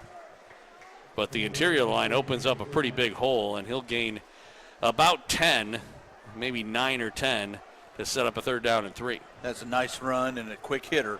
Those seem to be working real well against this Tiger front four. When Lewis Hall and Hernandez can open up a hole, it sure as heck has been effective. 3rd down and 3, pistol formation. Hardin takes the snap. He'll give it to Surratt, trying to get around right side, pushes the pile forward. He's going to be shy of a 1st down by about a yard. Decision-making time here for the Titans on their opening drive. It's a long yard. They've got to get maybe a yard and a football with the ball on their own 46. As good as their defense is playing, I think you go for it here, and that certainly seems to be what Vinny Carswell thinks. And maybe you try and draw them off sides. They almost did right there. Now do you snap the ball from the pistol? Man in motion, Coble. I think they're going to call timeout. Nope, they got a flag. They did get a flag. Did one of the Titans move? Or did somebody cross the line? No, it looks like it is. Across the line. Yeah, they must have put his head across. And for the second time in the game, the Titans able to get the Tigers to give them a free first down. Oh. Boy, that'll turn your hair gray as a defensive coordinator or coach, or maybe pull a few of those hairs out. If you have any hair left in your head. I was just going to say, my brother likes to say gray hair is hair. 1st and 10. Harden will throw. Hines with the catch. Wide receiver screen. Not a whole lot to go. Was able to get back to the line of scrimmage and ahead about a yard. It'll be 2nd down and 9. Yeah, that's not good when your receiver has to come back running full speed about 7 yards behind the line of scrimmage to catch it and then turn upfield to gain a yard. It looked to me like Harden and he were not on the same page No. as to what the route was supposed to be. The danger, what I was worried about, is that he almost threw that backwards. Right. And if he had, missed him. Well, I thought they might be setting up that halfback pass thing, but no, there was no way for that to even develop. Speaking of which, it's Mayo, and he is on the direct snap, went on the keeper. Oh, boy. Yep. There's going to be a flag as a little extracurricular activity, I guess you could say. Mayo, they stopped his forward progress. The whistle was blowing, and he still threw him down, was Landon Shepard. And I assume there was, kind of a little bit of movement on both sides, but I think that Shepard was the aggressor, and it's going to cost him 15 yards. We'll see what they call here. It is the personal foul against the Tigers. And so two possessions here, or whatever you want to call it, two first downs have been given to the Titans in this drive now by the Tigers. They haven't actually earned one yet, so to speak. Well, those are we take those. Those are positive yards. You take it at the expense of a kid getting knocked down, but again, you got to take those kind of plays. Harden throws over the middle. He's got a man open, incomplete. Randolph was the intended receiver, and I tell you what, Damon was open. The throw was a little off to his left, but he should have been able to make that adjustment. Yeah, he had plenty of room to make the adjustment. That's one they're going to wish they had back, I'm sure. I give Harden a certain amount of credit for standing there in the pocket. He did a nice job of getting the ball downfield. Nice job on the fake, on the bootleg fake. Hines comes in to take the snap, 2nd down and 10. Surratt is behind him in the pistol. He gets the handoff and nowhere to go. There's a flag down away from the play. It was Hammond who got into the backfield and met Surratt right as he got the football. But let's see about this call. If it is on the Titans, I'm not sure they would take it after a loss. And it is on the Titans. They're looking over to ask him if they want to take this or not. And I think they're going to decline it. It is an illegal formation against the Titans, and the penalty will be declined. They'll take the loss of a couple on the play back to the 30 or 41. So it'll be 3rd down and 13. They may be in 4-down territory where they are here. I don't know. Trips on the right, one on the left. Harden from the pistol. Mayo behind him. Back to throw. Throwing over the middle. He's got a man. It is caught right down the middle of the field. Could go for 6. Into the end zone. Touchdown. Dickerson. As Drew Dickerson right up the seam. And Jamison Harden found him up the middle all the way into the end zone for the touchdown. Nice job by both players, quarterback and receiver, on the concentration. I really thought that ball was going to get picked off by one of the linebackers, but it got through there, and Dickerson made the play. Hanna to try and hit an extra point for the first time in the game. Abercrombie with the hold. Snap back. It was a good snap this time. The kick is up, and it is good. Much better on all 3 parts of that phase there. 8:26 left to go, 3rd quarter. Titans take the opening drive and score a touchdown. They lead it 19-7. Back with a kickoff after this on Titan Football, a presentation of Backport Sports, Beck Bros Productions, and 810varsity.com. 810 Varsity takes you through the football season like never before. Watch games live throughout Kansas and Missouri and even postseason action at 810varsity.com. Plus live tournament brackets, top 25, Elite 81 All-Metro team, live scoreboard, stories, and more. Check out Kansas City's new home for high school sports coverage. 810varsity.com.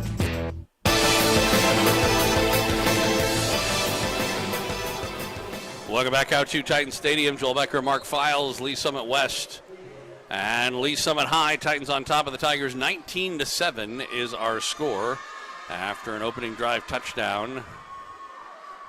You know, Harden made a nice throw on that ball. He seemed to have gotten rid of it a little quicker than he normally does, and it was on a line. It was not that deep arcing throw that he likes to throw down to the hash marks towards the end zone. So it was a different pass than we've seen from him, and hopefully he's going to build some confidence off of that. Well, and you got to see, the Titan offense is just going to have to do stuff like that from time to time to keep defenses honest, if nothing else. Peacock's kick comes down at about the 5, up the left side of the field, and Manning with the ball breaks a tackle all the way up to the 40-41 or so. Joshua Manning, and a pretty good return there. Second time that the Tigers are going to start from about their own 41-42. They scored their only touchdown on a drive that started from around the same place. Lee Summit's got some athletes on this ball club. They do a nice job. They're just lacking a little size and maybe a little depth.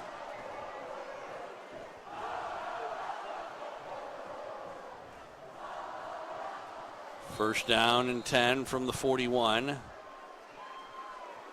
Martinez will give it to Andrews. Andrews up the middle. Good for about 2 or 3. And it'll set up a second down and long.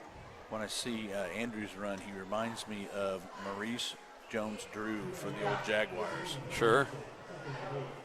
Somewhat short in stature, but strong as a bull.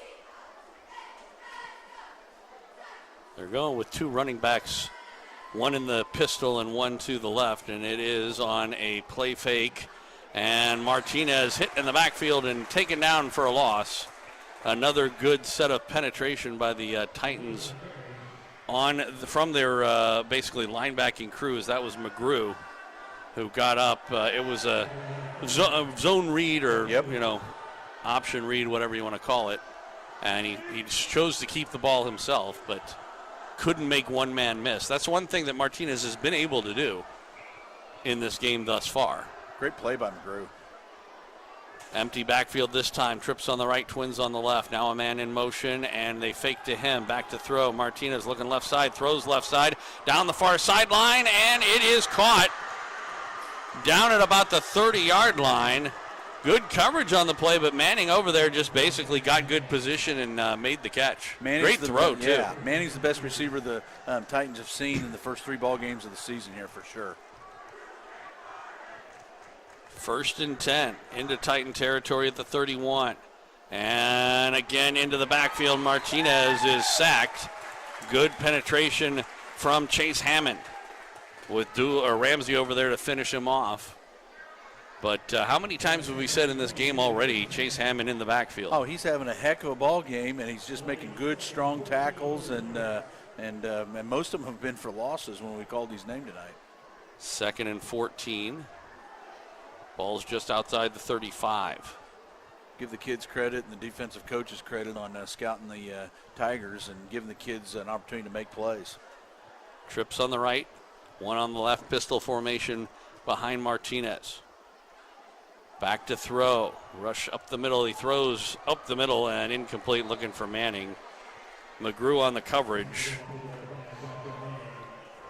A perfect throw would have had 6 points, but it would have taken a perfect throw. Very much so.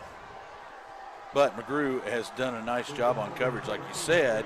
And sometimes you're going to win, sometimes you're going to lose. So it's just you got to have a real short memory when you're out there on the island by yourself playing cornerback. Manning comes off. Belt, who also has made a good long catch in this game, is wide out on the right side.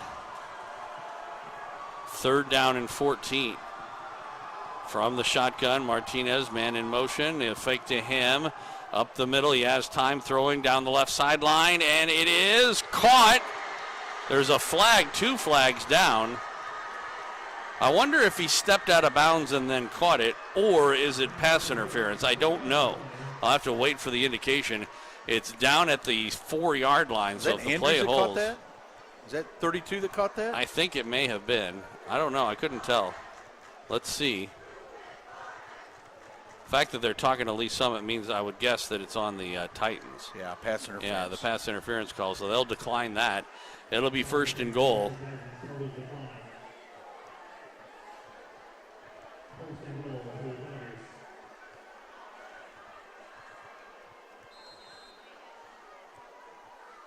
So the Tigers trying to answer here. We'll see if the Titan defense can stiffen up as they go with a big formation here.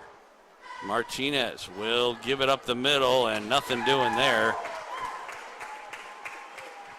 As I believe that was Jalen Johnson on the carry, but nowhere for him to go. Nice job by Ramsey closing in. Well, it's interesting because they were going with a big package, and I don't think that's going to work against the Titans. No. Seem to be better spread, which is where they are now. On 2nd down, to a bump in the backfield. Martinez throws it toward the end zone. Waiting for the indication. Caught. Touchdown. Manning. Boy, that was a great catch. Great catch. As it turned out, I thought he was out of bounds. Yeah, it was going to be, well, it's certainly going to be tough for him to stay in bounds and make the catch at the same time, but he did. And so this Tiger team has racked up more points against the Titans than anybody else this season. If they make the extra point, they're going to double the season output in the first 2 games combined. Well, Coach Thomas is an offensive genius, and he always makes his kids or puts them in a position to make big plays. McCarthy's extra point is good. 5:12 to go here, 3rd quarter. The Tigers with a nice answer drive to the Titans' opening drive. 19-14 is our score. Titans still up by 5. We'll take a break, come back with a kickoff after this on Titan Football, a presentation of Backport Sports, Beck Bros Productions, and 810varsity.com. Don't trust the biggest investment of your life to a part-time real estate agent. Trust the #1 real estate team in Kansas and Missouri, the Rob Ellerman team at Reese Nichols. With over 90 agents and 5 offices across the metro, they'll match you up with the perfect agent to get you moving with confidence. They cover the entire metro area, from Lee Summit to the Northland to Johnson County. They also have offices in Des Moines and Springfield, Missouri, and Destin, Florida, if you know of someone looking to move. The Rob Ellerman team truly is your real estate resource. Call anytime at 816-304-4434 or visit therobellermanteam.com. The Rob Ellerman team, a proud supporter of Kansas City Metro High School athletics.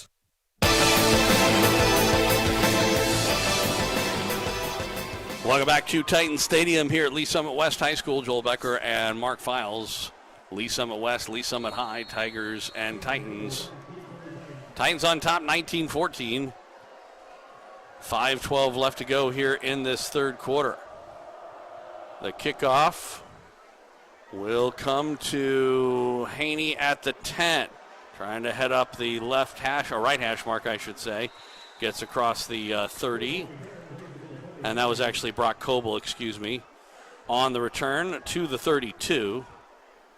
And it will be 1st and 10 Titans. So the Titans with a good opening drive, and then the Tigers answer it. And, they did it mostly in the air. They did. And, again, supposed to be one of the strengths of the Titans' defense is their coverage this year, but they're having a hard time, at least in that drive they were. Well, you don't run across a Manning every week at receiver, and this young man makes plays. He's fast, he's wiry, and he does a good job of running the routes and makes it tough on the corners in that man-on-man coverage. Hines with the direct snap. He will toss it to Coble. Coble along the near sideline with running room, and he runs out of bounds. At about the 43, it'll be good for a 1st down, pickup of 11 on 1st and 10. Call that a screen pass, but I like the thought on getting your kids wide and spreading that field and getting upfield. I like that change. You've been running in between the tackles most of the game. Get wide and let Coble do his thing along the sidelines. Nice effort. Harden back in. Surratt behind him will get the run, and he lost his balance. It'll be a loss of 3, maybe 2. And it'll be second down and 12. And that was just, he wasn't even trying to make a cut. He just lost his balance. I don't know exactly what happened. That's called a Casper tackle. Sniper in the stands. That's it.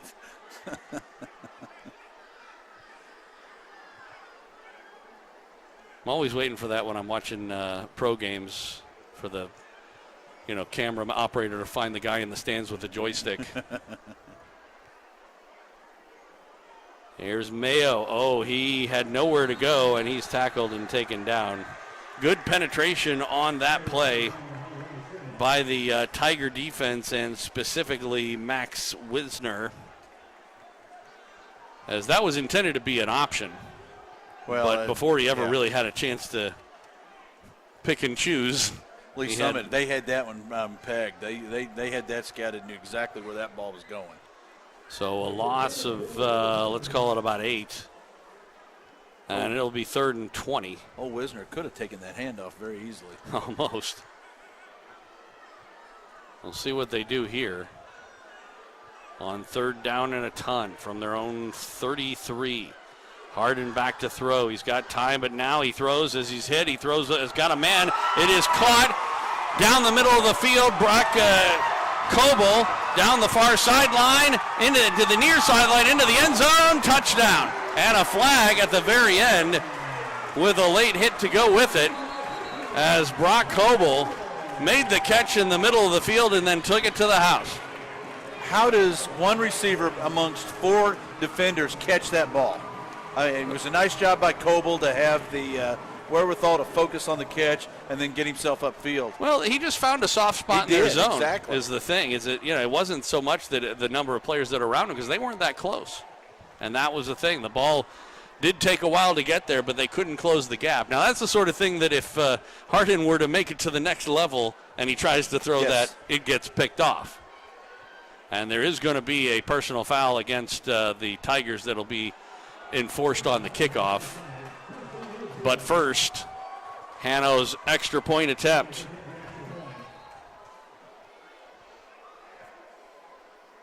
Abercrombie with the hold. Snap by Greer. Snap back, ball down, kick up, high, long, and it is good. 3:20. Yeah, that one looked perfect. 3:20 left to go here in the third quarter. It's been a full scoring quarter as we came in 12-7, and it is now 26-14 in favor of the Titans. We'll take a break, come back with the kickoff after this on Titan Football, a presentation of Backport Sports, Beck Bros Productions, and 810varsity.com. 810 Varsity takes you through the football season like never before. Watch games live throughout Kansas and Missouri, and even postseason action at 810varsity.com. Plus live tournament brackets, top 25, Elite 81 All-Metro team, live scoreboard, stories, and more. Check out Kansas City's new home for high school sports coverage, 810varsity.com.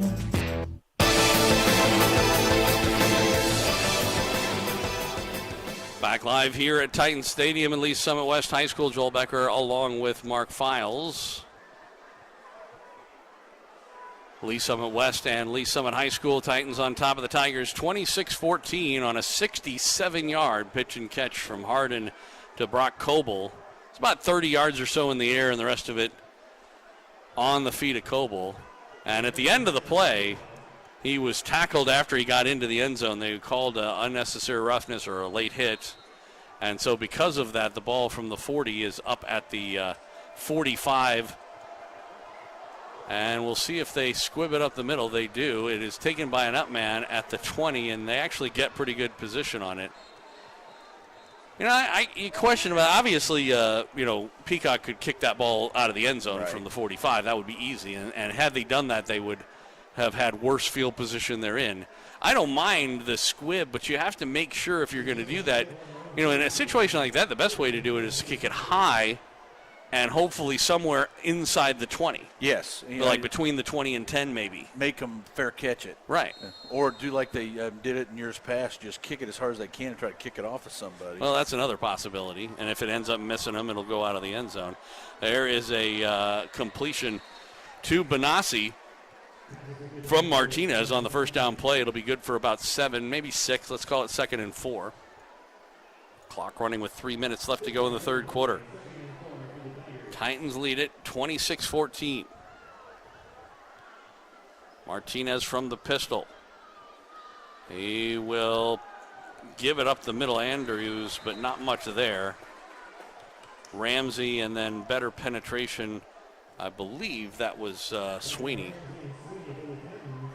who has also had some pretty good tackles for losses on this game. That was no gain, 3rd and 4. Sweeney is playing with more and more confidence each week, too.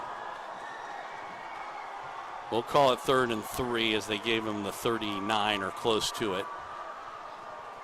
Pistol formation with an H-back to the left, and it is again a give. Andrews, and he's hitting the backfield, taken down for a loss.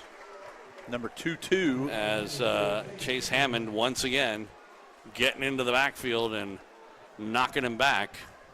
And I believe we'll see a punting unit come in here for the Tigers. Yeah, that defense is just firing on all cylinders and playing hard. Yes, they've given up some big plays on the pass, but they've done a nice job of containing it. Brian Haney back deep for this kick. It is a high kick, fair catch, and he's going to let it bounce, and it's going to bounce out of bounds. Kind of a... I tell you what, it's interesting because when it hit, I wasn't sure if it actually hit his foot or something. But the good news is it bounced right out of bounds, so it doesn't make any difference. Checked up and went backwards. But I think it actually didn't hit him. I think it actually just took one of those funny football bounces off the turf. If you were a golfer and you were on a par 3, that was one of those kind of spin plays that you want off that golf ball to bring it back to the pin. Not when it goes out of bounds. Well, that's different. Yeah. That's different. We were talking about the backspin, what we were talking about. I get it. I hit him out of bounds, so I know what you're talking about there. I was just trying to think of a positive aspect of that hit. I'll tell you what, that's the same kind of spin as I get off a golf ball when I kick it. Here's Mayo up the middle. And David with some pretty hard running. He'll be good for 9 yards. Taking that path right between the two guards. I like it. That's just making your decision and getting your shoulders square, heading up field, going north and south. No dancing involved in that. Mayo stays in as the running back. Filling in for Surratt. Harden from the pistol. And it is Mayo. I thought I heard a whistle. I thought I did too. And the reason why is that I thought I heard it and then I saw everybody kind of stop. Right. But apparently there wasn't one. I wonder what I heard. Well, no, I heard it too, and I think Mayo heard it because he. Well, that's what I was going to say. Everybody kind of stopped. He never really got out of the chute, so to speak. That was weird. But it'll just go down as a loss. 3rd and about 1. Maybe let's call it 2. As they'll go out of the pistol here. They need the 49, balls at the 47. It is Mayo up the middle, and he'll get that first down and more as he breaks a tackle across the 45 down to the 40-yard line. David Mayo with some hard running. Bushes the chains across, gains about, 13 on the play. Joe, I got to agree with you. I think David heard that same whistle we did. Yeah. And it just caused him to check up. Well, especially based on the way he's run the other two. I know it. It was just completely out of character. Mayo in motion. We'll move back to the pistol formation as they see what the defense does. Twins on the right, one man on the left, H back to the right, and we get a whistle. End of the quarter. The quarter has come to an end. And it's been a good one for the Titans. Both teams with points on the boards, but the Titans get more. They take it from 12-7 to 26-14. 12 minutes of football left to go. We'll see if the Titans can hang on. Fourth quarter after this on Titan Football, a presentation of Backport Sports, Beck Bros Productions, and A10Varsity.com. Don't trust the biggest investment of your life to a part-time real estate agent. Trust the #1 real estate team in Kansas and Missouri, the Rob Ellerman team at Reese Nichols. With over 90 agents and 5 offices across the metro, they'll match you up with the perfect agent to get you moving with confidence. They cover the entire metro area, from Lee Summit to the Northland to Johnson County. They also have offices in Des Moines and Springfield, Missouri, and Destin, Florida, if you know of someone looking to move. The Rob Ellerman team truly is your real estate resource. Call anytime at 816-304-4434 or visit therobellermanteam.com. The Rob Ellerman team, a proud supporter of Kansas City Metro High School athletics.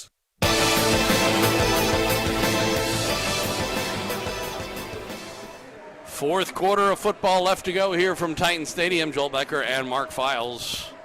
Lee Summit West, Lee Summit High, Titans on top of the Tigers. 26-14, a pretty good third quarter there. A pair of touchdowns, they did give up one. Everybody got their money's worth out of that quarter alone, just in the scoring opportunities. Driving again, 1st and 10 from the Tiger 40. Harden on a delayed give. It's Mayo, and he does push the pile forward and get a couple. They seem to do better when they hit quick as opposed to the delays. Very much so. Well, honestly, it's easier to block if you're an offensive lineman. You know the snap count, and you're going to fire off, and you're just going upfield.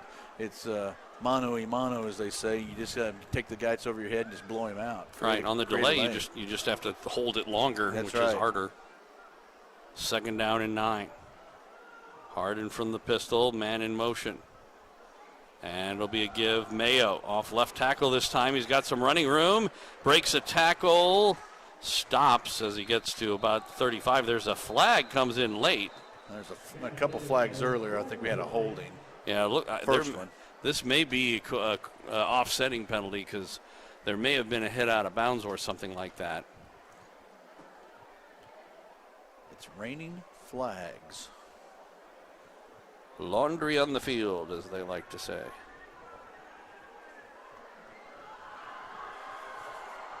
So we shall see.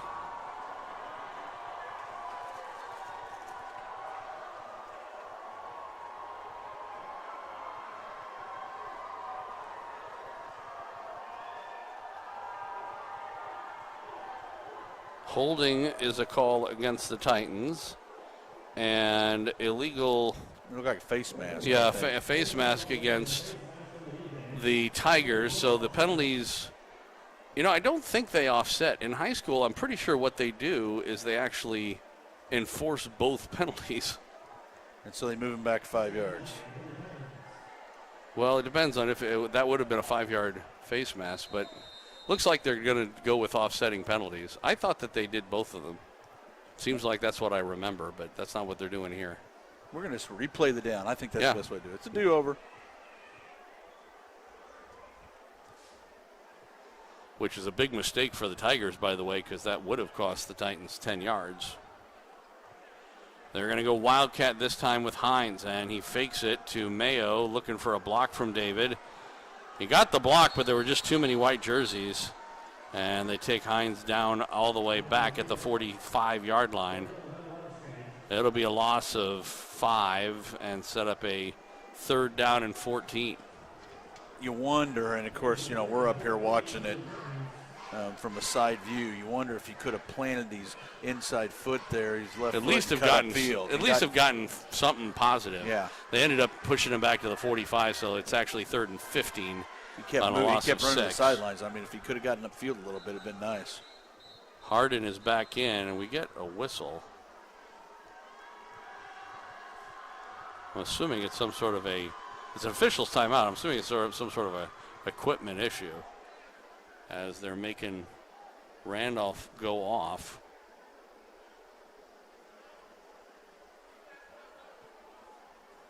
For whatever reason, Derek Miller comes in. Could have been like having a little bit of blood on his arm. Could have been any other thing, something like that. Something with the mouth guard, I don't know. Yep. And now taking him off the field too. Now what's going on with this?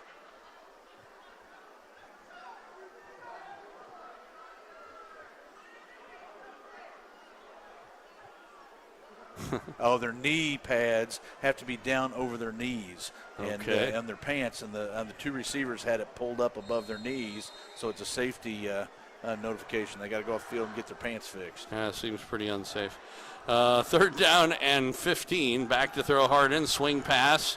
He's got Mayo trying to go left side. Oh, he almost did break that through. He gains about 10. And there is a flag down. I think there may be a hold on this. It'll be interesting to see if they take it. Holding is the call against the Titans. So it would be a 4th down and 5 from the 35, or it'd be a 3rd down and 24 or something like that. 23 maybe. Looks like they are going to take it because the Titans would have been in 4-down territory there. Clock is stopped with 9:55 to go in regulation. Titans on top 26-14. Closest game they've played all year, interestingly enough. Crazy?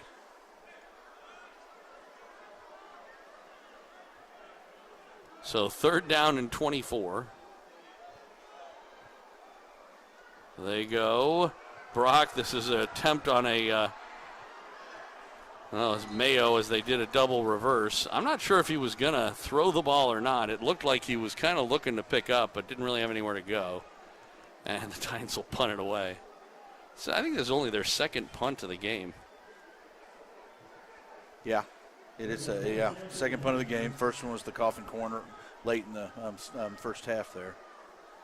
Sweeney will be standing at his own 34, 33. Mm-hmm. Now maybe Andrews back deep. It is. On 4th and a ton, and Sweeney kicks it high. Spiral kick. Fair catch called for, made. Andrews inside the 20 at the 19. And so Sweeney, yet another punt inside the 20. Can't complain too much about that. Not at all. That's a pretty good effort there on 2 punts tonight. Under 9 minutes to go. When they start looking at numbers, in all conference positions, I mean, you take a look at those numbers, that's a big deal. Makes a difference. Martinez comes out with 4 on the left. Now a man in motion. Andrews, they throw wide receiver screen and a good open field tackle to keep that from going anywhere. I think it was Grauberger who made the tackle on Benassi, excuse me. So no gain. We'll call it 2nd down and 10.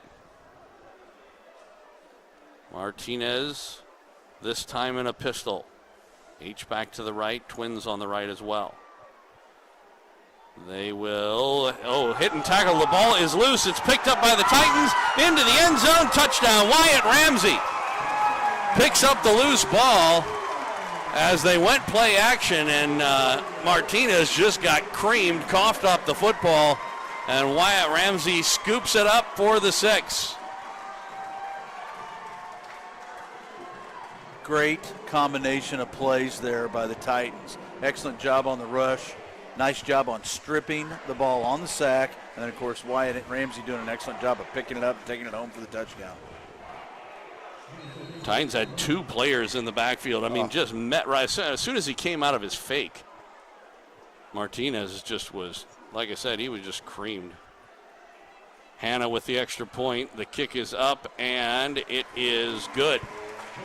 8:18 left to go, and the Titans extend out their lead, 33-14. We'll take a break, come back with the kickoff after this on Titan Football, a presentation of Backport Sports, Beck Bros Productions, and 810varsity.com.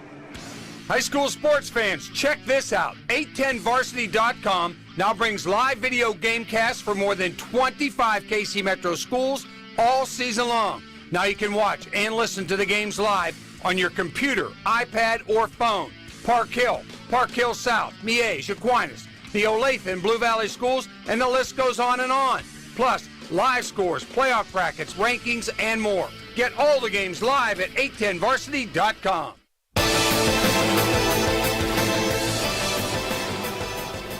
Welcome back out to Titan Stadium. Joel Becker along with Mark Files, Lee Summit West, and Lee Summit High. Titans on top of the Tigers, 33-14.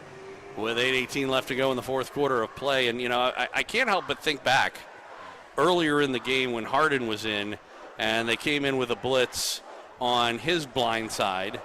And in his case, it was just a straight drop back, but he never saw it coming, got creamed, but he hung on to the football. And in this case, it was a play action, and he got hit from two sides at the same time, did Martinez, coughed it up, and it's 6 points for the Titans. That's a big difference. Peacock's kick the ball is high and short, comes down about the 9 or so, and breaking one tackle at the 25 up to near the 30, across the 30 to the 31.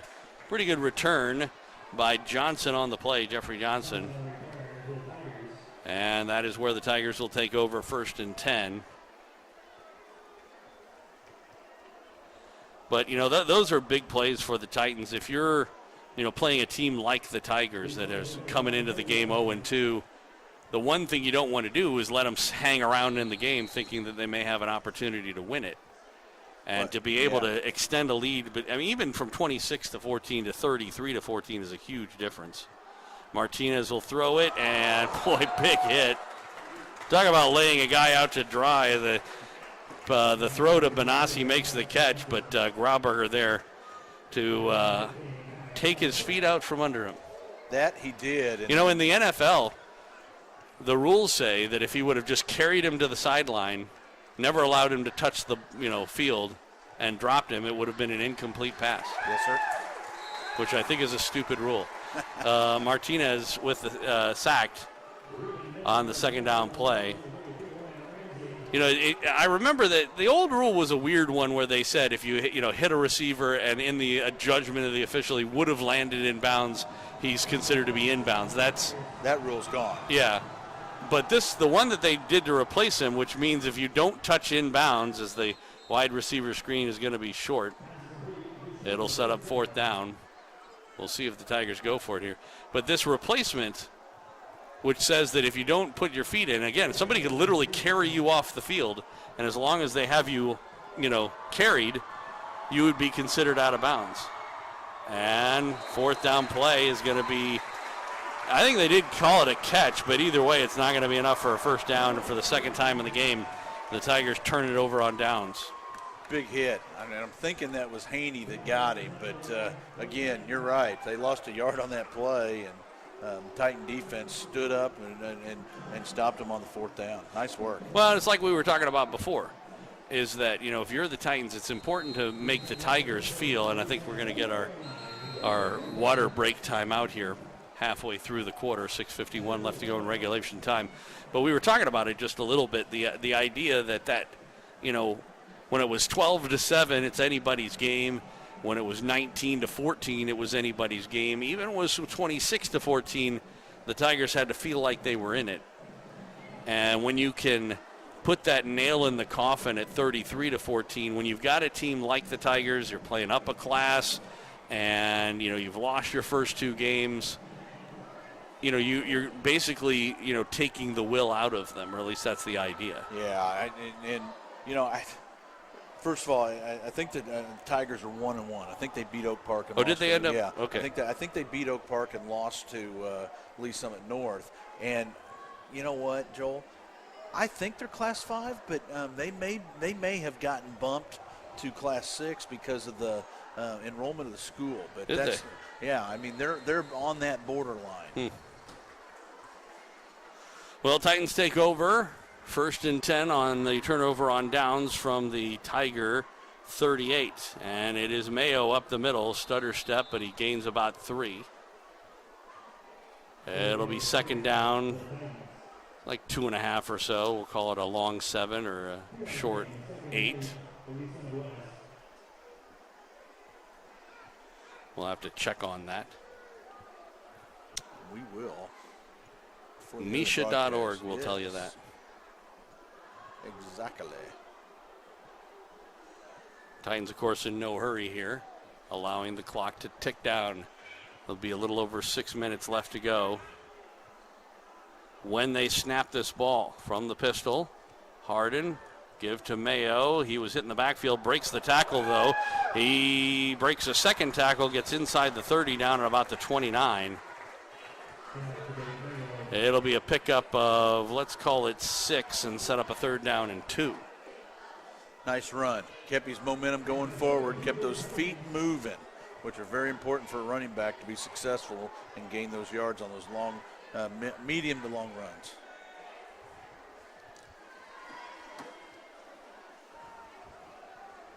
And it keeps the clock going. Which is down to 5.5 minutes left to go. 3rd down and 2 from the pistol again. Twins on the right. They give to Mayo up the middle. Trying to reach the ball forward.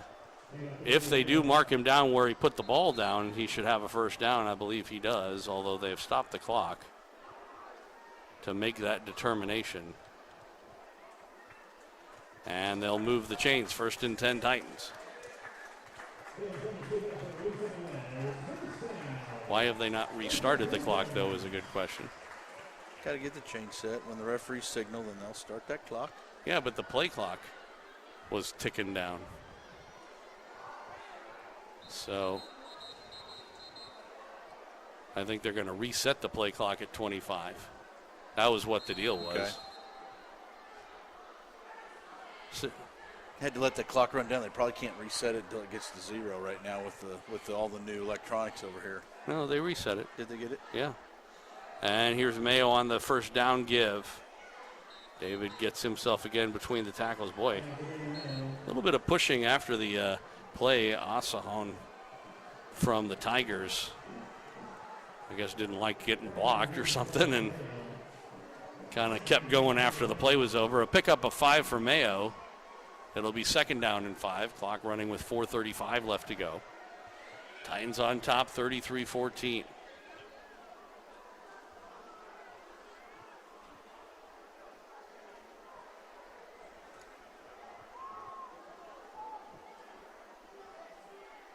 They come out double tight. Mayo from the pistol. They'll fake to him and throw. They've got a man open. It is caught down the far sideline into the end zone. Touchdown. Touchdown Titans as Derek Miller makes the catch and floats his way on in to extend the lead out 40-14 if they can make this extra point. That was a play that they brought back from the first quarter of the game. That's the one that Miller didn't make the catch on, and they came back and saw the same formation and took advantage of it. Nice play by the Titans on offense.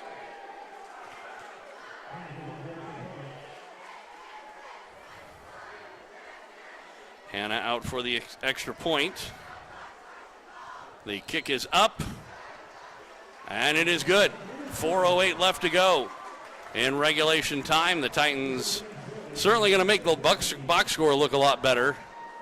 That they are.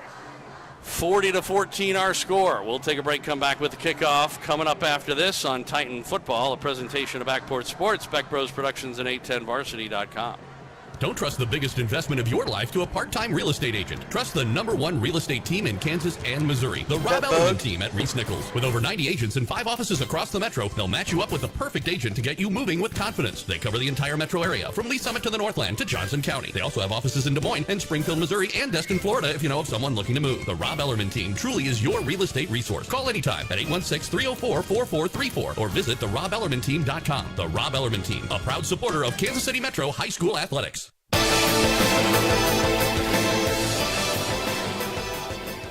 Welcome back out to Titan Stadium. Joel Becker along with Mark Files. Lee Summit West, Lee Summit High. Titans on top of the Tigers, 40-14 our score. How far was that pass? That last pass, about 20-something yards, I think. Was 22 yards. Peacock's kick from the 40. Line drive kick. Oh, and it will go into the end zone for a touchback. Through the arms of one of the deep backs. And so the Tigers will take over 1st and 10 from their own 20. Do we determine what class they're in? They're in the same class. They are Class 5. They are in the conference with Oak Park.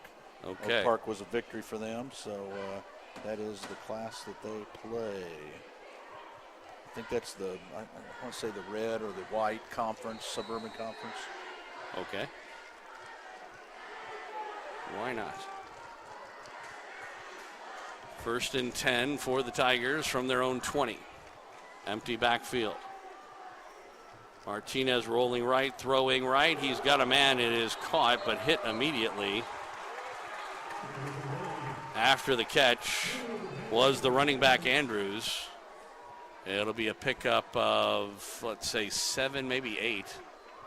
2nd down and 2. Tigers will work quickly here. Titans had too many men on the field. They throw over the middle. It's incomplete. But you could see that Swan was still rushing to get off when they snapped that ball. That's the tough thing, though, for a team like the when the Titans are in the position they're in. If they want to do a substitute, you've got to do it immediately when the other team is not taking huddles or anything like that. That's why in college they have added the requirement. The requirement allows them to do it.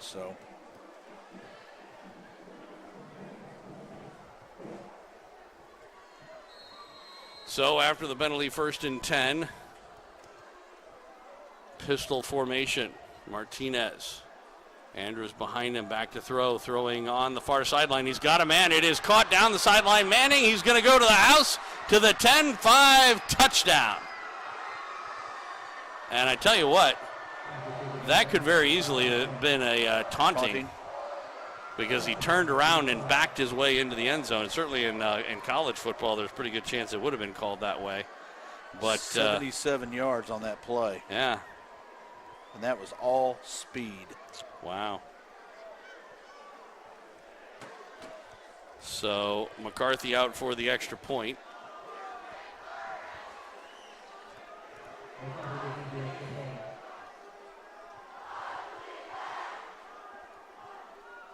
To make it 40-24.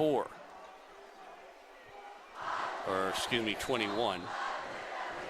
And the kick is good. So 3:21 left to go. We'll be back for the kickoff. We'll see if they try an onside one. We'll see. 40-21 our score. The Titans up by 19. 3:21 to go on Titan Football, a presentation of Backport Sports, Beck Bros Productions, and 810varsity.com. High school sports fans, Trent Green here, and when I want the latest scores and news, there's only one place I go, 810varsity.com. Live scores, features, brackets, and even watch games live on the laptop, phone, or mobile device. Watch the Lee Summit, Blue Springs, and Park Hill schools, Blue Valleys, Olathes, Rockhurst, Miege, Lansing. The list goes on into Missouri and Kansas. And playoff broadcasts too, plus top 25, awards, and more. Check it out now, Kansas City's home for high school sports, 810varsity.com.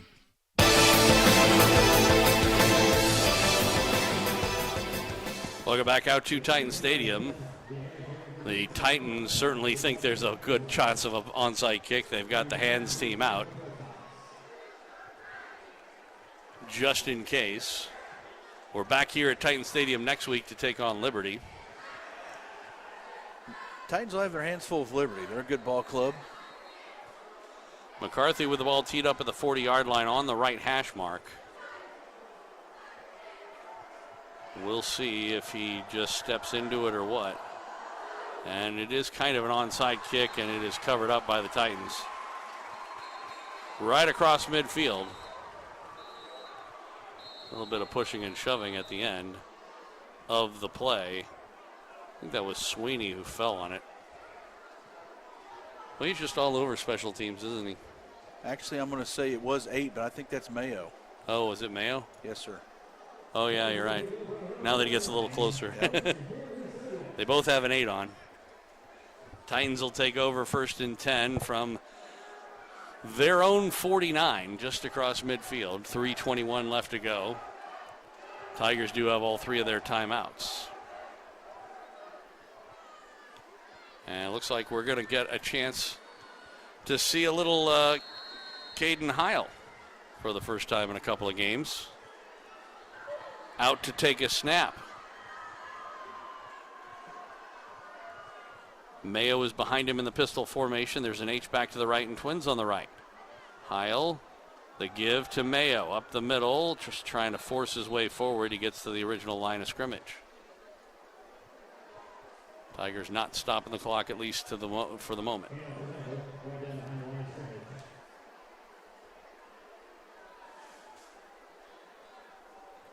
Yeah, it is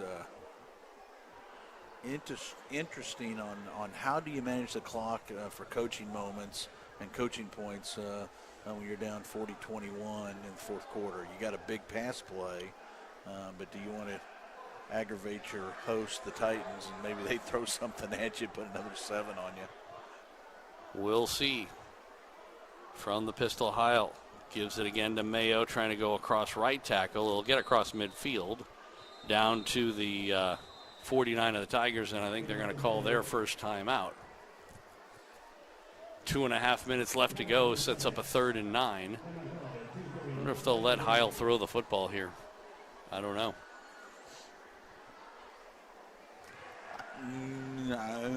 I think you just let the clock run. Make them burn another timeout. But again, that's why we're setting up here. Well, if you remember in the last, that's how they scored on their last play is they were doing that, and then with one play, a little swing pass turns into a 22-yard touchdown. Now it's less likely to happen on a 3rd and 9 play. Right.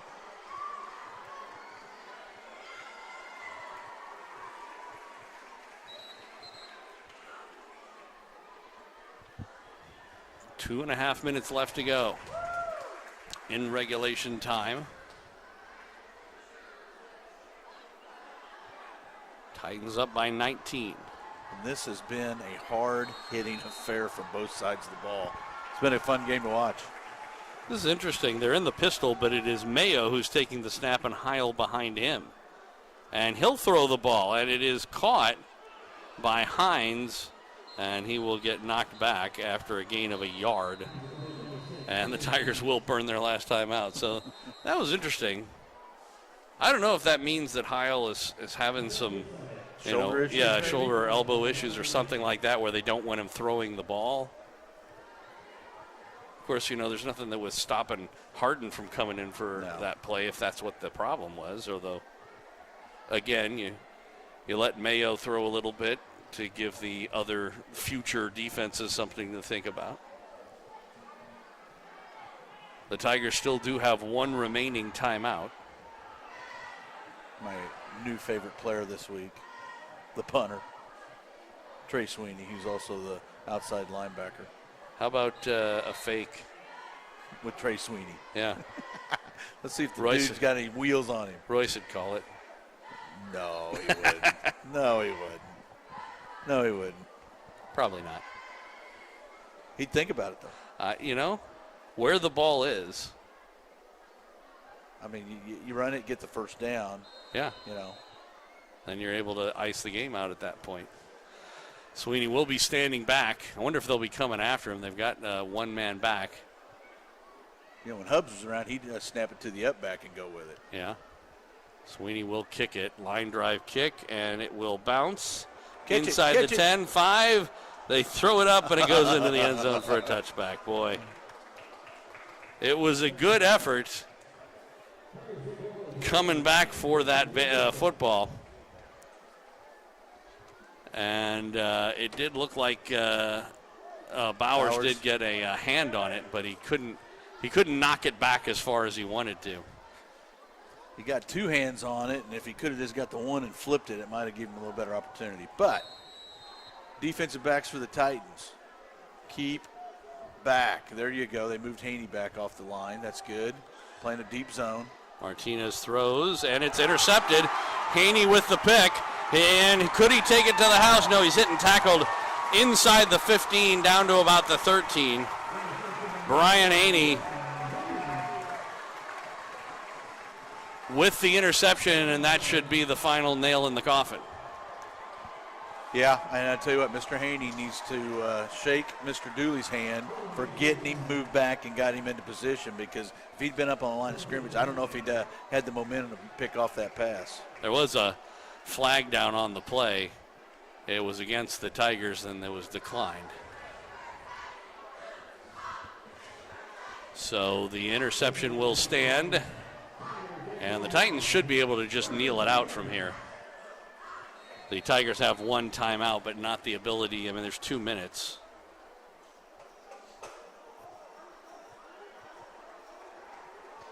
as they'll get the twos out here. And it looks like we're going to get a chance for the first time this season to see Drew Wolverton take a snap, the junior quarterback. I saw him, and the Tigers step up and cross the line, so we're going to get an offside call on Lee Summit West. Or sorry, Lee Summit. Well, no, it is on Lee Summit West. They call the false start. I saw during warm-ups. For delaying game. Oh, was that what it was? That's what they got him for. So Drew Wolverton, I saw him taking snaps in the warm-up. Yeah. And I guess that was all to set this up. He has got a pistol formation, and he'll give it up the middle. Not really a whole lot there on the carry by, I'm assuming that's Jackson Torrey. Number 18 or 16? 18? 18. Yep. Now, Will Peacock is also number 18, but I'm pretty sure they're not running their kicker. No. Torrey is listed as a defensive back, but I guess he can also carry the football. That he can. Minute and a half left to go. So they should be able to snap it with about a minute 10 left. Wolverton, same formation. They'll give it again. Some room up the middle this time. And across the 15 down to the 13 or so goes Jackson Torrey, who apparently has some fans in the stands. There you go. Under a minute to go. So here's the thing. Technically, if they were to kneel it down, they could call a timeout. I'd be curious, though, if you did that, do you then kick a field goal if you're the Titans because they called the timeout? No. Wolverton, do what they're doing. You just run two plays. Torrey, and he'll get inside the 10 down to about the 8. He needs the 3 for a first down. It'll be 4th down and maybe 5. And they don't have to snap it now. Well, they don't have to, again, not unless the Tigers decided to call a timeout. And that's what I was going to say. If you call the timeout, then I'd be like, okay, fine, screw you. I'm going to kick a field goal. Make me run another play. But they will not call the timeout, and that's going to do it. 2 seconds left. The Lee Summit West Titans have defeated the Tigers from across the city at Lee Summit High School. 40-21 is our final score. It's actually the closest game of the year for the Titans. And the most points they've given up by triple. Yes, sir. And I mean, it's 3 times their combined total from the first 2 games. It was, but again, it was a weird game. I mean, it was point-wise, you always felt like that Lee Summit was in this thing, but on the other hand, the Titans were in control. Yeah, the whole time around. It was just weird. This is one of those weeks that I miss having Jeff Driscoll down With there. the microphone? To be able to talk to the coach after the game was over. He is down there, but he won't be doing that. We'll take a break and wrap things up on our post-game show after this. Titan football, the Titans beat the Tigers 40-21, our final score here on Titan football, a presentation of Backport Sports, Beck Bros Productions, and 810varsity.com.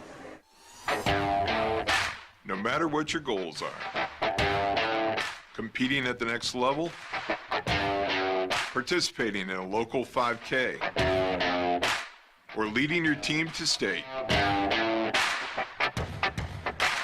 the Sports Medicine Center at Children's Mercy is here to provide comprehensive 360-degree care for student athletes. Performance training, injury prevention, rehab services, nutrition, mental wellness, surgery, and more.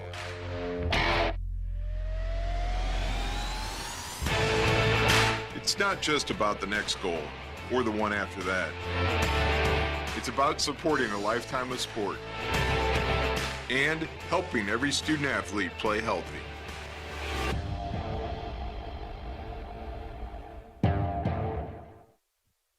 Don't trust the biggest investment of your life to a part-time real estate agent. Trust the #1 real estate team in Kansas and Missouri, the Rob Ellerman team at Reese Nichols. With over 90 agents and 5 offices across the metro, they'll match you up with the perfect agent to get you moving with confidence. They cover the entire metro area, from Lee Summit to the Northland to Johnson County. They also have offices in Des Moines and Springfield, Missouri, and Destin, Florida, if you know of someone looking to move. The Rob Ellerman team truly is your real estate resource. Call anytime at 816-304-4434 or visit therobellermanteam.com. The Rob Ellerman team, a proud supporter of Kansas City Metro High School athletics.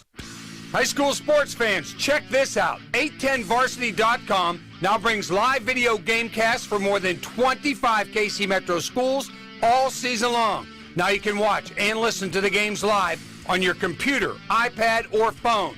Park Hill South, Miege, Aquinas, the Olathe and Blue Valley schools, and the list goes on and on. Plus, live scores, playoff brackets, rankings, and more. Get all the games live at 810varsity.com.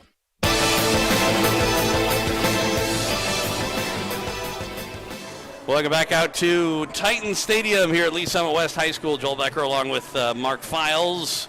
Lee Summit West, Lee Summit High. Titans defeating the Tigers 40-21, our final score. Mark Files has some post-game numbers for you. I do. For the visitors from Lee Summit High School, they had another nice night on offense. In total yards anyway. They put up 334 yards in total offense. They were able to run 52 plays tonight, actually 2 more than what the Titans ran.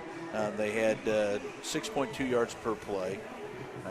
On the passes, they were 16 for 20 and averaged 13.8 yards on those pass plays.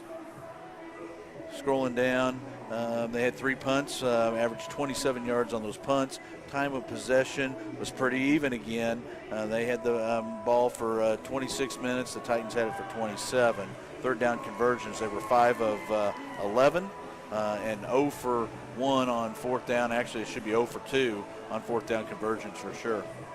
As for your Titans, they put up 377 yards. 164 of those through the air, which that's much better than what we've seen the first 2 weeks. Mm-hmm. They had on the ground, they had 213 yards. So it was, again, another nice ball control offense tonight, and they were able to mix in some passing there.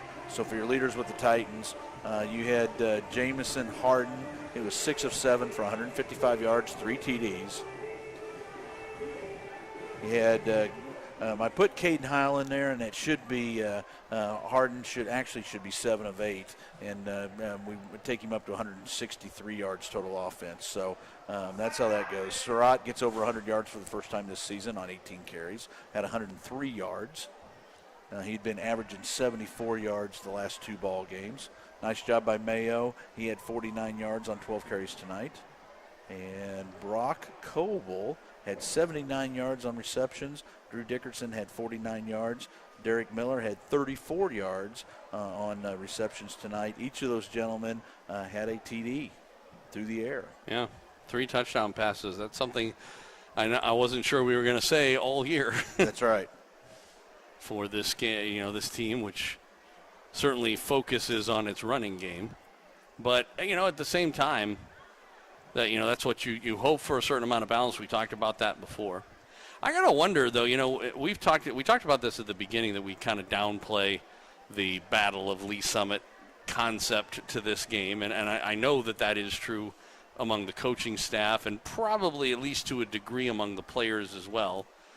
But I gotta wonder how much it actually means to the school, because here we are at Lee Summit West at Titan Stadium, and after the game, the kids coming back on the field. I don't know how much of that is just because they haven't had a chance to do it with COVID for the last year and a half, and they're able to rush out and be with the players during their post-game speech and all the other stuff. But they seem to be awfully excited about being out there on the field, and I don't know how much of that, like I said, is just in general, or how much of it is we beat Lee Summit. Well, again, it's a combination of 2 things. One, this is the first time I think they've allowed them to be out on the field like this with all the COVID protocols. Still a little nervous about that, but, it is what it is. The other part of that is, yes, when you have 2 other high schools in town, it's like having at least 1 more, if not 2 more, homecomings during the regular season, okay? And so there is bragging rights, and you got bragging rights for 364 days until the next time you play. And so, yeah, it is a big deal. And don't kid yourself. All these kids that go to all three of these high schools cross paths playing Little League in the early when they're elementary school age. They've played competitive things. They've competed in geez, all the activities they have in the school, whether it's music or theater or debate. Are there schools that are middle schools in the district that feed both more than one high school? Well, at this point, no, there's not. Okay. They all feed one high school. Now, I think but in Summit the past Lakes, there used to be? Yeah, and at Summit Lakes, I think they have some kids that come to Summit Lakes that will end up going to Lee Summit High School. But with that said, they're building the fourth middle school. Mm-hmm. Okay, so that's all going to shuffle again a little bit. And so you'll have one middle school that it looks like it'll probably be split.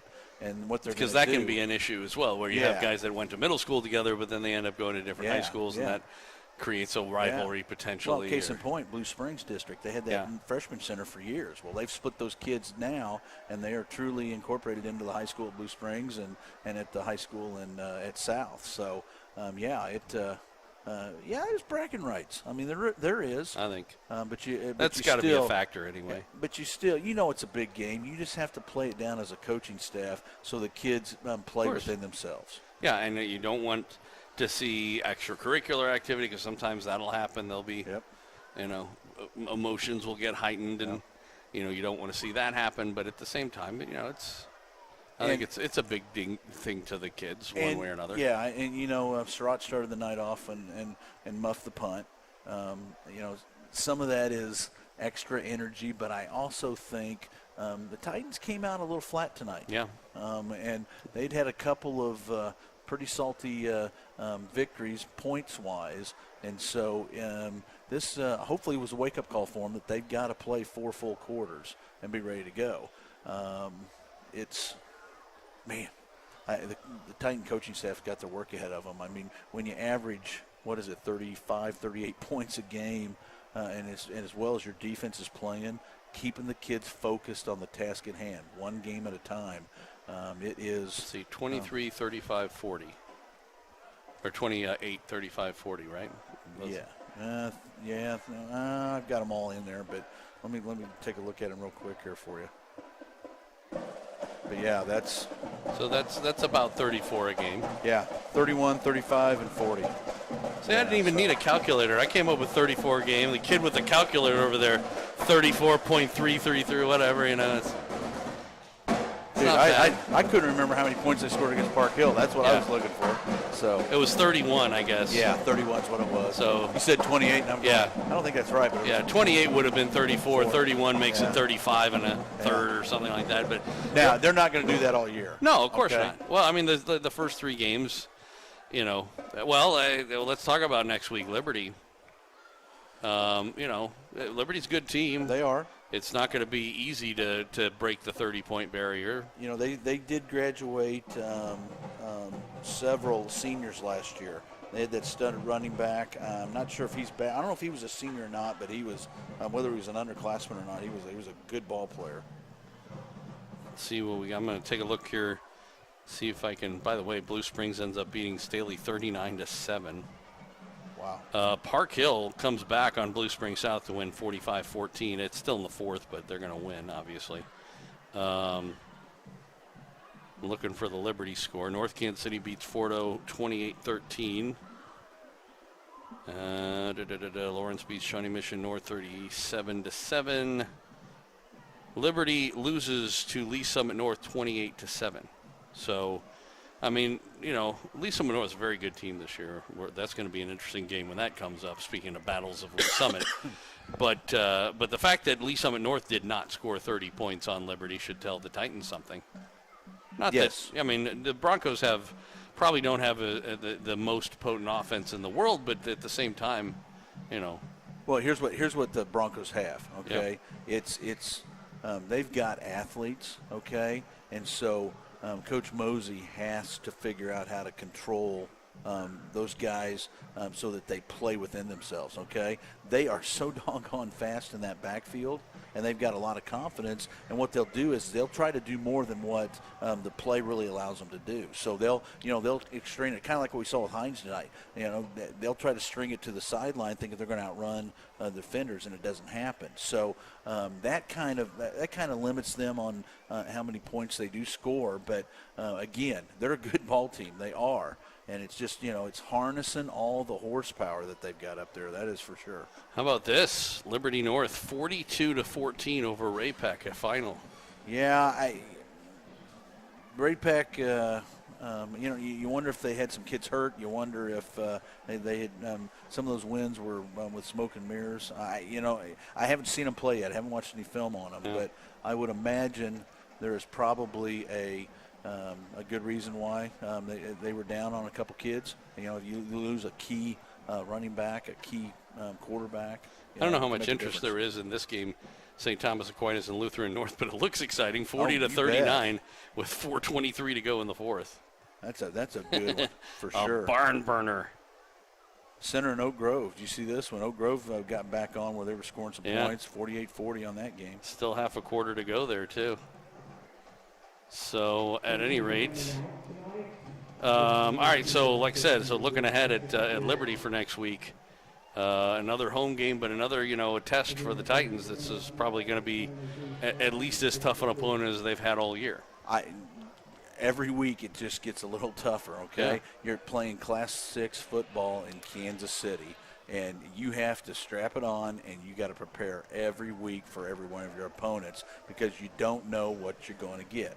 And just because they got roughed up last week or this week against Lee Summit North, they're still going to bring their game, and then you better be ready to play.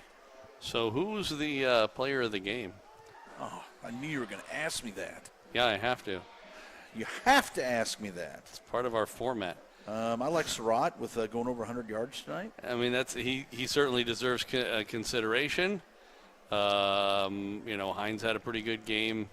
Harden threw 3 touchdown passes, no interceptions. You got to be okay with that.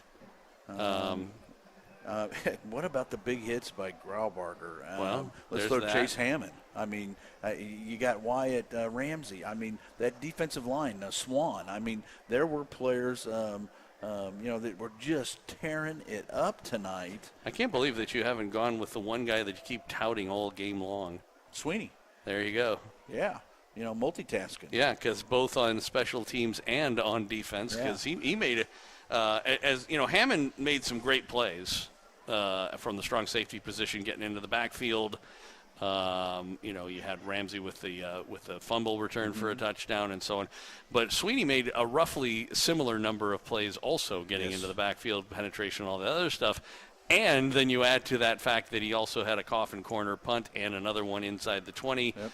I think Sweeney. Why not? The Sweeney man. Yes, I think he is the player of the game, and it's fun to watch players like Sweeney that just works his way through the program. Okay, plays a little bit on Friday nights as a sophomore, and gets to play a little bit more as a junior. And now when it's his time to shine on Friday nights, he is making the most of it. All right, so next week back here at Titan Stadium, we get a chance to see how the Titans will do against Liberty.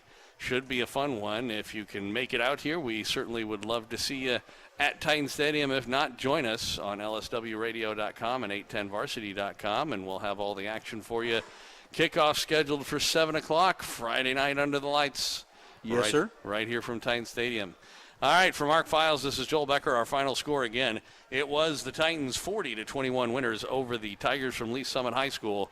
This is Titan Football, a presentation of Backport Sports, Beck Bros Productions, and 810varsity.com.